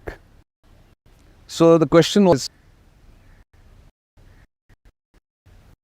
I know what you mean. you mean that, I don't want to be defeated. Not Sure. So, I have unmet, and of course we're in but ways we our already strong defence and security arrangements. We think that there's more that we can do in fields. We want to drive more the community of Indians in Australia to make a difference in our commercial links. That's nearly 4% of our population now. They know this country, they know its business. They have a role to play in trying to drive us to the next phase. And I'm particularly excited about play in the renewables push by India. I want Australian critical minerals to be the founding elements in your EV scene. I want Australian polysilicon to be the core of a massive solar energy PV manufacturing capability here. And I'd love to see Australian green iron be part of the production of green steel in India. So we got a ways yet to go. Oh yes, of course. And commercial relationship, like you mentioned, but more particularly, I'm interested in the people-to-people connection, like you talked about. Indian students were the first wave, I would say. There were some professionals earlier. What are the kind of Indian professionals or Indian origin people you would like to be engaged with Australia? Not just those who are there in Australia right now, but if anybody wants to go to Australia, what kind of influx would you encourage? Oh gosh, it'd be very wide. Let me say this to you. I don't think it's good. I mean, people of Indian origin are making a big contribution. Right. And our census details show people of Indian origin in Australia are more likely to have higher education than people from other places in Australia. People of Indian origin are likely to open their own business. People of Indian origin groups in Australia. So, look, we've obviously got a lot of people who are strong in IT. We got a lot of people who are strong in but there are many other fields in which India and Australia where a society with a widely varied sort of economy. So there is no real limit to the sort of Indians who can make a difference. Australia also wants to be part of India's story, the growth story, and coming to which again has really progressed much faster than most other relationships. You've had exercise Malabar, Indian there. What next in that aspect, really? Well, we will be doing more and more complex and more frequent exercises. You mentioned Malabar, Ozindex, Milan, now month for that. Interoperability between the many platforms that we, like the P8, for instance, crucial maritime surveillance aircraft, is something we're looking for. I think we could hope for beyond interoperability to interchangeability. More Australian servicemen working in Indian platforms with it. Could we not have Indian Defence Force headquarters sharing some of the load, offering some of their expertise, and perhaps learning something as well? So, look, we're going to do more, and it's going to be deeper, but I think I level of intimacy that interchangeability characterizes. That is my ambition. Relationship, not just defense? Yeah, but I think of that, I mean, be real about this, Nitin. I mean, the defence and security relationship is sensitive.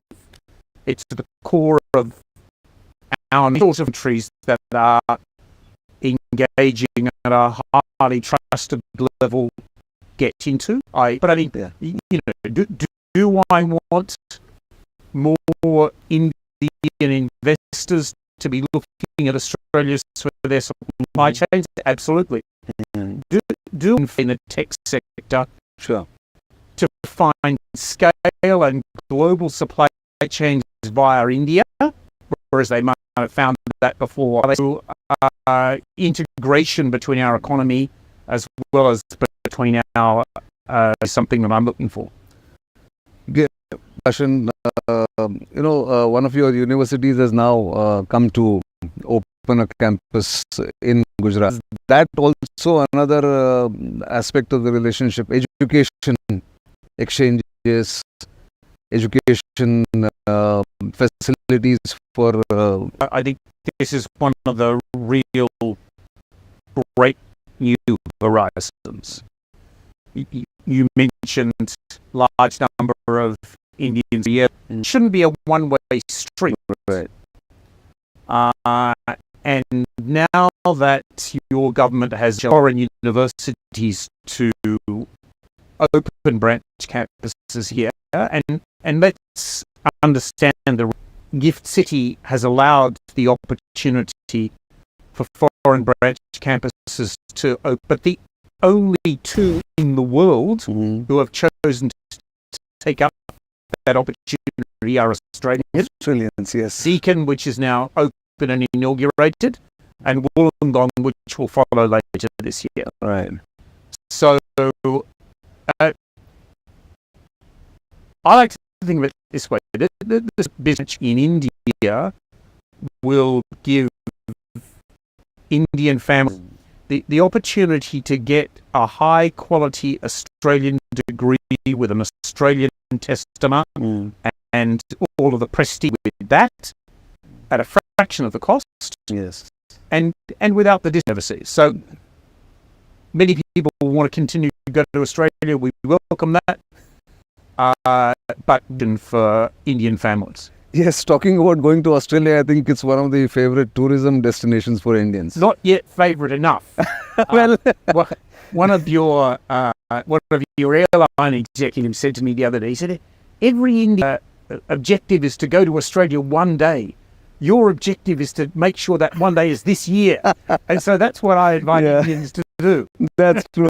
No, but it's a great destination and so many options available in Australia. There's absolutely. I think more and more Indians with disposable incomes will certainly, like to go to Australia, explore various options there. But let me come back to the other aspect of Australia and India are members of the Quad. Yep. For instance, where is the Quad going, and what would you think India and Australia can do together to push Quad further ahead? Yeah, look, to India prior to becoming High Commissioner, I came on a mission as the person leading the Quad for Australia. And interestingly, 2019. And at that time, taking occasional senior officials meetings on the sidelines of other meetings. There was no work program. There was no fixed agenda. Sometimes those meetings issued communiques. If they did, they were slender things that were. And you run the video forward to 2024, and you've got annual working groups, you've got work programs, you've got activities going on between different. So we've come a long way, and the Quad is now established as a fixture in the regional infrastructure, and I think that's a good thing. We need to continue to deliver on our maritime security, on delivering health benefits to people across the Indo-Pacific. We need to do more on infrastructure. We first of all need to deliver on our promise, and then we need to show that there is even more that the Quad can do. And I'm very confident about that. I mean, I see the Indian government as custodians of this year very active in terms of the things that they would next. So I'm very as good as the ones that have come. And India is, of course, the chair this year for the Quad Summit. Any idea when is it likely to take place? I'll leave that to our distinguished chair to identify when and be part of a Quad Summit. What I will say about it is that Prime Minister Albanese, I've spoken to him about, very keen on the Quad. He'd be very keen to come to a summit. He'd be very keen to come back to India. And, you know, he'll be flexible to make whenever we can find a date. Right. Looking at the way gone out in the past couple of years, not talking about just Russia, Ukraine, but what's happening in the Middle East now, how does that affect Australia's economy? Does it affect, one? And two, what can Australia, India together or alone do to bring down the temperatures, if at all? It's not just our economy, isn't it, Nitin? Of course, that is affected, and you see that shipping routes are being elongated, right, which will affect all of us, prices. But we worry about a world which seems to be increasingly having to deal with major conflicts, and that is difficult for a country, it's difficult for any country. Humanitarian toll in Gaza is terrible, and the situation is, the Foreign Minister has been there in the last 10 days in an effort to add whatever we can to find some sort of way forward there. We have long favoured humanitarian pauses to supplies to get in and people to get out where that's possible. We have advocated for those to be able to lead to a sustainable ceasefire. And we want that to occur, but that ceasefire can't be one way. Right. Yes, we want the attacks in Gaza to stop, but also Hamas needs to cease its destabilizing actions, and of course we can never forget the horror of on citizens, those dreadful terrorist attacks. So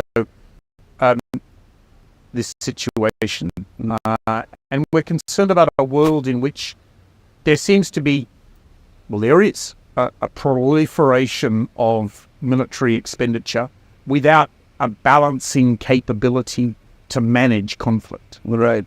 So talking about conflict, there's always this overhang or the shadow of the China factor in relationships of different countries. I mean, Australia has its own bilateral relationship or problems. India has, of course, last 4 years have been terrible, India-China. How do you see that panning out in the Indo-Pacific? I mean, you know, Chinese always keep telling us that you are all ganging up against us. Is that the way you see it? Well, I don't.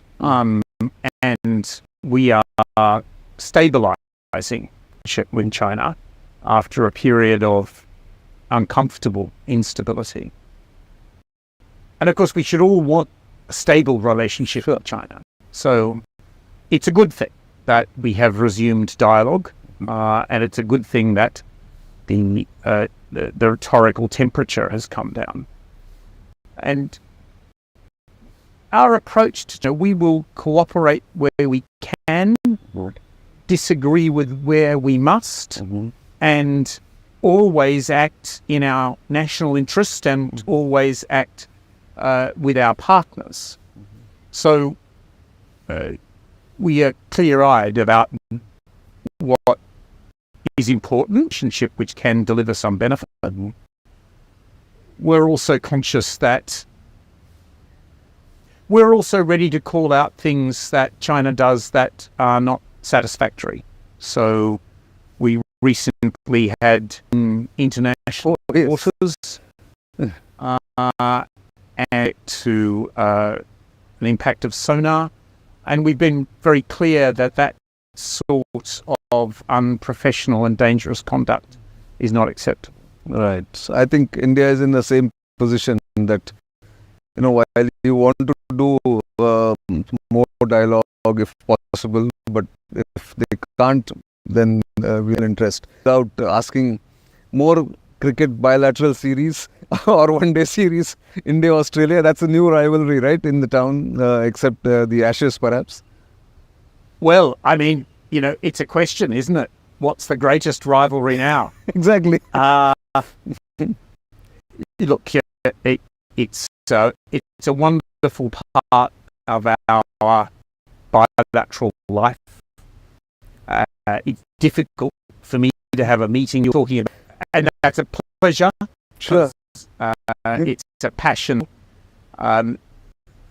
It's on our national life.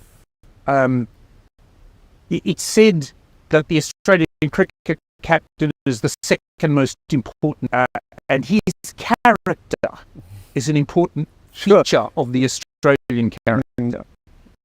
You know, I was very impressed by the way during that series, and I was totally impressed by the way authorities carried out what was a splendid tournament that we got so much enjoyment out of. But we hope that Indians think kind respect on our nation because of the way in which, because of the character of our cricket team.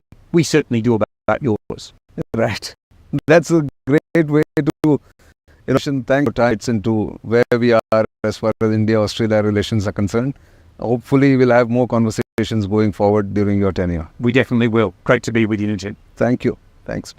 So do keep watching StratNewsGlobal. You know where to reach us. Your feedback is important. And of course, keep subscribing to our YouTube channel. And of course, we'll come back with more with other interesting personalities. But for the time being, it's good.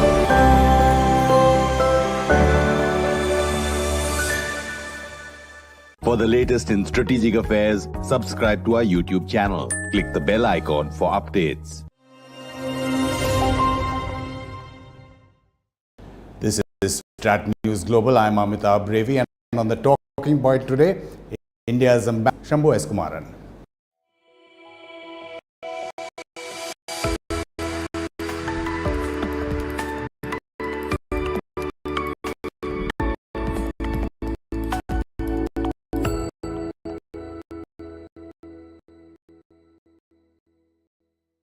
To be here.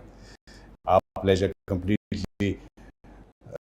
The Philippines taking forward the momentum that has been building up over the months, especially after the EM's meeting in February in the Philippines.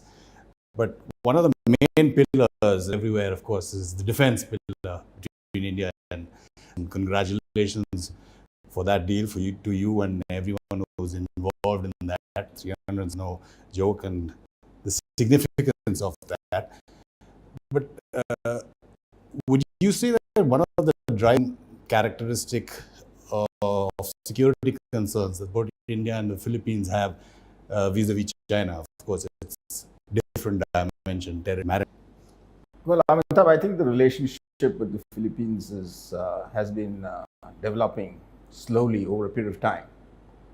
And you're right in saying that over the past decade, the developments in the region, if you will, have forced countries such as the Philippines, as well as to a certain extent even India, through Prime Ministers Act East and Saga in particular, to address the security imperative of partners. And the Philippines, under President Duterte, is following some foreign policy to broaden their partnerships, broad-base their relationships with different countries. And India is among of those partnerships that they're seeking. So definitely the momentum that you're witnessing is both a culmination of slow, steady relationship building that's happened over the years, but sharper because of developments in the region, definitely. Philippines itself, it's a treaty ally of the US. There were issues there with the US, with President Duterte. Would you put that in context? Because a country acquiring a BrahMos for whatever security concerns, despite being a treaty ally of the US, which means that they act in each other's, even more significant, I presume, in terms of Philippines wanted diversifying its strategy? Yes, I mean, to my understanding, the US on a very strong footing. They do have a very historic relationship, and the Philippines remains an important ally for the United States as well. And obviously, ships have their vicissitudes from time to time, but the fundamental, I think, seem to be served by that. But speaking about our relationship, definitely, contradiction in the fact that the Philippines is building a wider set of partnerships while maintaining its traditional partnerships. And I think that's the way the Filipinos are also looking at India. I don't think it is an either-or relationship. In the current multi-vector world, obviously countries have to build. We ourselves do it, and I think Filipinos say that other different LCA in Singapore or the ALH. What can you share the Philippines is looking at? Especially, it's again one of the relationships that India looks for in its defense partnerships, that is to move beyond just a buyer-seller kind of. So for the Philippines, I think India definitely comes in as a partner, both in terms of the quality of our equipment, but also in terms of the broader capacity that the relationship between the armed forces in particular can bring. So they are looking at they have these horizons of armed forces modernization in plan, formally stated. And obviously, there are various capacities that they are seeking in which India could be a potential partner. And obviously, all of these relations, all of these decisions on these capability enhancements are in a competitive sort of environment. And our companies would need to compete. And we've been quite engaged from the diplomatic perspective to convince the Philippines leadership, especially in the Department of National Defense. And, remember, Secretary Lorenzana made the first ever visit in 2018. So it's a fairly young defense relationship, but we do have two official institutional mechanisms. We have the Joint Defense Cooperation Committee and the Joint Working Group that deals with defense industry and logistics. And these discussions have obviously opened up a lot of opportunities for Indian companies to make themselves present in the Philippines market. Aerospace platforms, definitely both fixed wing, the Tejas you mentioned, as well as rotary platforms, definitely an area of focus, as are naval platforms and other maritime security related capabilities. But it's fairly early to talk about the decisions on this, because the next phase of the modernization program is just being rolled out. Key procurements have been made in the recent past, of which BrahMos was a part, but obviously we will continue to remain engaged, and hopefully we'll have good news in the future. Looking at the current geopolitical situation and the sanctions every day that we see against Russia, don't know how CAATSA, which is American law, of course, will be enforced on various platforms, plus the misfiring of the BrahMos that went into Pakistan. Now, would you like to set the record straight on what happened in the Philippines post that? Well, the Philippines contract for BrahMos is a bilateral contract. It's with an Indian entity, BrahMos Aerospace, which, as we are public knowledge, that it's a partnership with Russia. So, having said that, it's a bilateral relationship, a bilateral contract. I don't see any difficulties on account of the larger global developments impacting on this partnership between India and the Philippines. And I believe there's been some reportage around how there's been some sort of rethink, etc. It's completely, I'd like to reassure all your viewers that the proposal for BrahMos is firmly set on track, and we are very confident that we'll be able to deliver that on time. It's a very prestigious contract for us, a very important contract for the Philippines, and we are both determined to make it happen. In terms of the build-up of other elements that have come in, recent developments, etc., there's really no impact that I could see. As I had clarified in one other interaction I had earlier with the think tank, there was a query, and we just clarified based on the statement that had been issued by our defense ministry. So that set the matter to rest, and the contract continues to move ahead. And again, like what I'm saying, when India looks for defense partnerships, we want to move to the next stage, which is out of this buyer-seller relationship. So it's fair if when India is dealing with a third country that they would also want that. How is that evolving? Yeah, so this is always a complex question in terms of the time frame in which capabilities have to be acquired.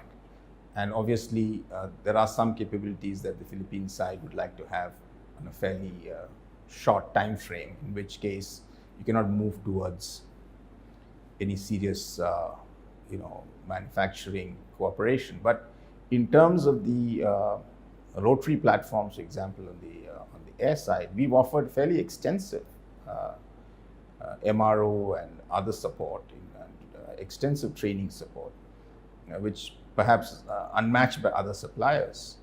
And definitely we've also given the offer to the Philippine side that we're willing to work on more ambitious frameworks, wherein a degree of capability accretion can happen in the Philippines itself. It's going to be a process. I think we've got into this partnership now. We've had this very major successful contract. We're having a very positive conversation. And I think there will be, with time, potentially more deeper cooperation, collaboration that can be envisaged. Very definitely can be done. The other big pillar is, of course, economic, major driver of relations between India and the Philippines. Just taking it sector by sector, if possible. Health, because of COVID, has kind of been magnified, and how India can help. And again, I presume it would be beyond just a buyer-seller kind of a relationship even there. Yeah, you see, for me personally, I think, of course, the defense relationship has got a lot of attention, particularly in India. But in terms of the partnership, I really think that, as you said, there are two pillars. There's a national security pillar, where we both try to complement each other's capabilities. But there's the other very critical pillar of developmental pathways. And what is very interesting for the Philippines is that India, in many ways, is a larger sort of framework, very similar to what the Philippines has. It's a fairly populous country, second largest country in ASEAN, 13th largest in the world. And obviously, they have that developmental requirements which mirror ours. So when COVID came in, definitely India's capabilities in terms of vaccine production in particular became extremely visible, and the Philippines have opened up a far broader degree of engagement with us. We are today the largest products to the Philippines. The Philippines is India's largest pharma market in ASEAN. Last year, we crossed for the first time $300 million worth of exports. Surely there's interest in the Philippines here again in terms of bringing some of that capacity, production capacity into the Philippines. And our companies have engaged. One of the issues there is that obviously the procurement decisions in terms of incentivizing local manufacturing, those need to be taken and legally sort of worked through by the Philippine side, and we've pointed to that.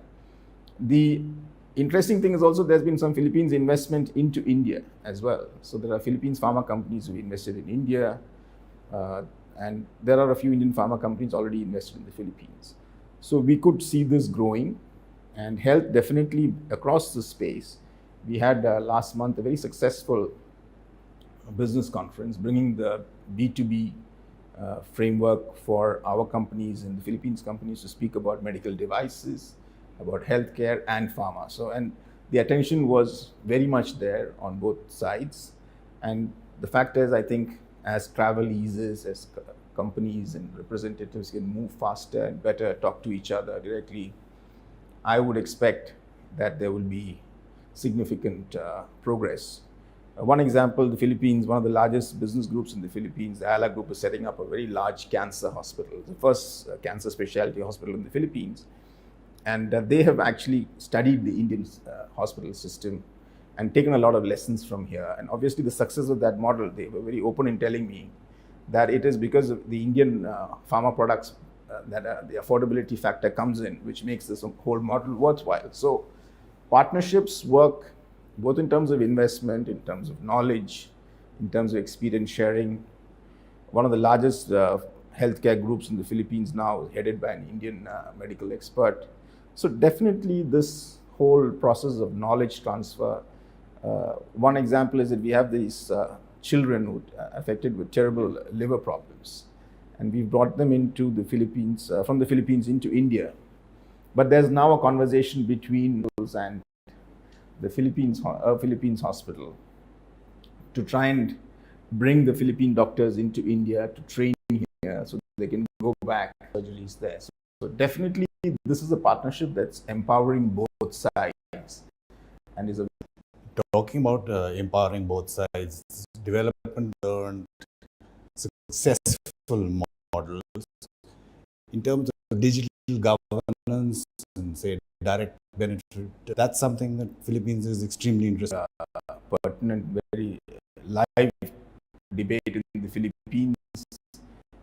They have introduced a new national ID system. Here again, one of the systems integrated. It's an platform which the World Bank has been supporting. So what we're seeing is that the digital governance experience in India, 5 or 6 years, definitely that experience is very valuable for the Philippines because they have very similar social and equality, equity considerations. So using new digital technologies and the fact that transfer direct benefits during COVID to hundreds of millions of people has not gone on. We're working it on 3 separate tracks actually. Obviously, there are the Indian companies who will be working with Philippines government happening. More can happen. We have a bilateral governmental dialogue that we started between the 2 finance ministries, which speaks about fintech, digital payments, digital settlements, and also about experience with e-governance and the lessons that are being learned out of that are of great interest to the Philippines. Come in, for example, our agri-tech capacities, very, very appropriate for the Philippines. Some of the concerns, they have small land holdings, a lot of marginal farmers, and how do they get the right price and how do they use the right mix of various inputs into their farming process. So definitely a broader digitally enabled governance dialogue is at the heart of this new partnership. Fintech, IT, BPO, already Indian footprints are there, and are they getting larger?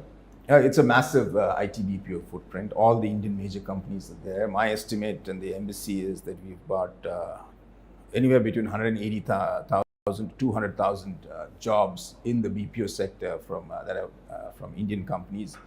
And a lot of the US-based companies that are present also have very strong India connections.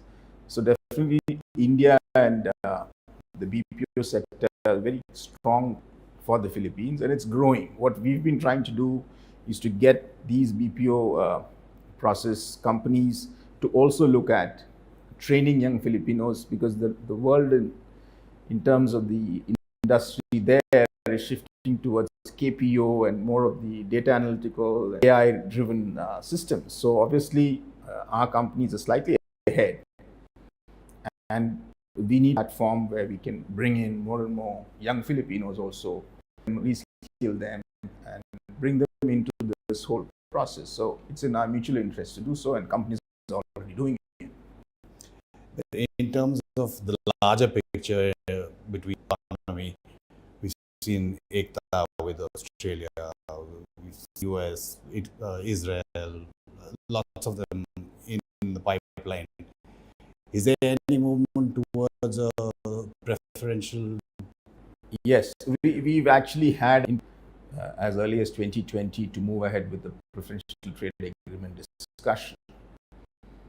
Unfortunately, I think participants on negotiations that we are having, given the fact that this is obviously a comparatively smaller relationship, obviously we are very interested. I think the potential is there for both sides to benefit from allowing each other preferential trade access. Is very conscious of the fact that they have been sort of also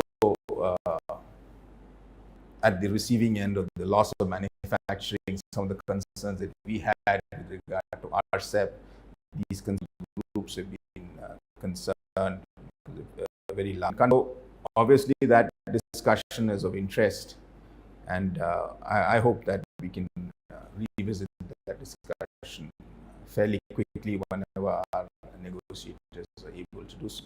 Like you mentioned, that's another commonality, RCEP, and the concerns that India has. The decision has been postponed until the elections, and how is it's a live issue there. There are various groups which have come out expressing concerns that were expressed in India as well. So, but I feel that the Philippines government and the Ministry of Trade and Industry is quite, the Department of Trade and Industry is quite committed to moving ahead with RCEP, and that discussion is ongoing. But the fact that these concerns were flagged and that the decision-making process was impacted obviously indicates that there is a sense of disquiet there as well. So obviously all countries, while we would all prefer to go in for very open trade, there has to be, the historical experience has to reflect that the benefits are balanced. You cannot have a situation where disproportionately and other countries lose even existing capacity. So I think this is a genuine concern that has come up in the Philippines in the context of RCEP. But they're looking at, say, the CPTPP pretty favorably. The sense there I get is that the Philippines wants to be part of as many trading arrangements as possible because many of their neighboring countries in ASEAN are also part. There are these other questions, so they need to reconcile those two issues. Broadly, one seem to be looking towards joining as many such arrangements as possible. And talking about groupings, how is the Quad viewed in the Philippines? Are they interested in the Quad's agenda if it is enlarged in any manner? External Affairs Minister Dr. Jaishankar visited the Philippines. He was returning from the Quad, so that provided an opportunity for the minister to learn that Quad had for the region. And that the Philippines Foreign Secretary expressed a very strong sense of identification with the kind of activities that Quad has, and definitely the recognition of ASEAN centrality and the desire from Quad to work with ASEAN on the priorities that ASEAN has been very well received in the Philippines. And is support for the India-Philippines relationship in all its dimensions across the political spectrum? Is it bipartisan? I mean, there are elections coming up, and in the polls, of course, Marcos leading there, there's a current vice president. I've had opportunity to interact with a wide variety of political actors in the Philippines, and I sense that the interest in a broad-based partnership with India is across the political space. No person who said that to reprioritize their relationship with India. I think the sense across the interesting contrast is in terms of public opinion, because at the agreement on the defense side, for example, the response is extremely positive. Compare that to some of the other countries with whom the Philippines has very, the public opinion is very testy and prickly about it. It is of other countries. So definitely public perception of the value of this partnership. And as I said, a lot of Indian companies there, they create a lot of value in India, its culture, its civilians want to. We have also been talking about things like Ayurveda and yoga, which are very, very well received. So there is an enormous degree of interest and enthusiasm in the Philippines for this India relationship. So this perception that if Marcos Jr. comes the next president and he's seen to be more closer to China, there shouldn't be any hiccups on the India-Philippines. No, I think the India-Philippines relationship stands on its own track, and I don't think we would allow any of our other partnerships to affect our relations with other countries. So I sense that in the Philippines, the same would apply. They would want to definitely build this relationship, as I said, for all the extensive value propositions that are there, some of them proven, some of them being proven. Definitely a powerful narrative around the value of cooperation has been established.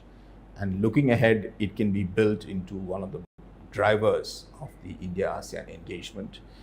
It's a surprise it hadn't happened earlier. Perhaps we didn't pay enough attention. Which is very much like India, a large populace, extremely talented people, very young demography, a democratic country. English speaking. English speaking. So definitely you look at the Philippines and India. In fact, Secretary Dominguez was Secretary of Finance and very closely associated with India in his previous capacity as Agriculture Minister. When the first time I met, there are no two countries in the world so similar like India and the Philippines. And this is something that I've heard from many other Filipinos. Obviously, we need to have a degree of diplomatic attention, maintain that. And one of the very positive things is that from the Prime Minister at our end, the External Affairs Minister was there. Now, as you said, Secretary Locsin is on a return visit. There is a greater political focus on this relationship, which augurs very well for the future. Ambassador Kumaran, an absolute pleasure talking to you. Who would have known 20, 25 years back that we'd be doing this? I know. When we were studying together international relations, those are the days when we started off with our Look East policy, matured into something very definitive. And you're making that happen. Well, wonderful to be with you. Thank you very much for having me. Pleasure is ours. So do send in your comments about this particular interview. If you have any, engage with us on YouTube, on our other social media sites for a perspective from New Delhi of foreign policy. This is The Talking Point on StratNewsGlobal. I'm Amit Abrevi.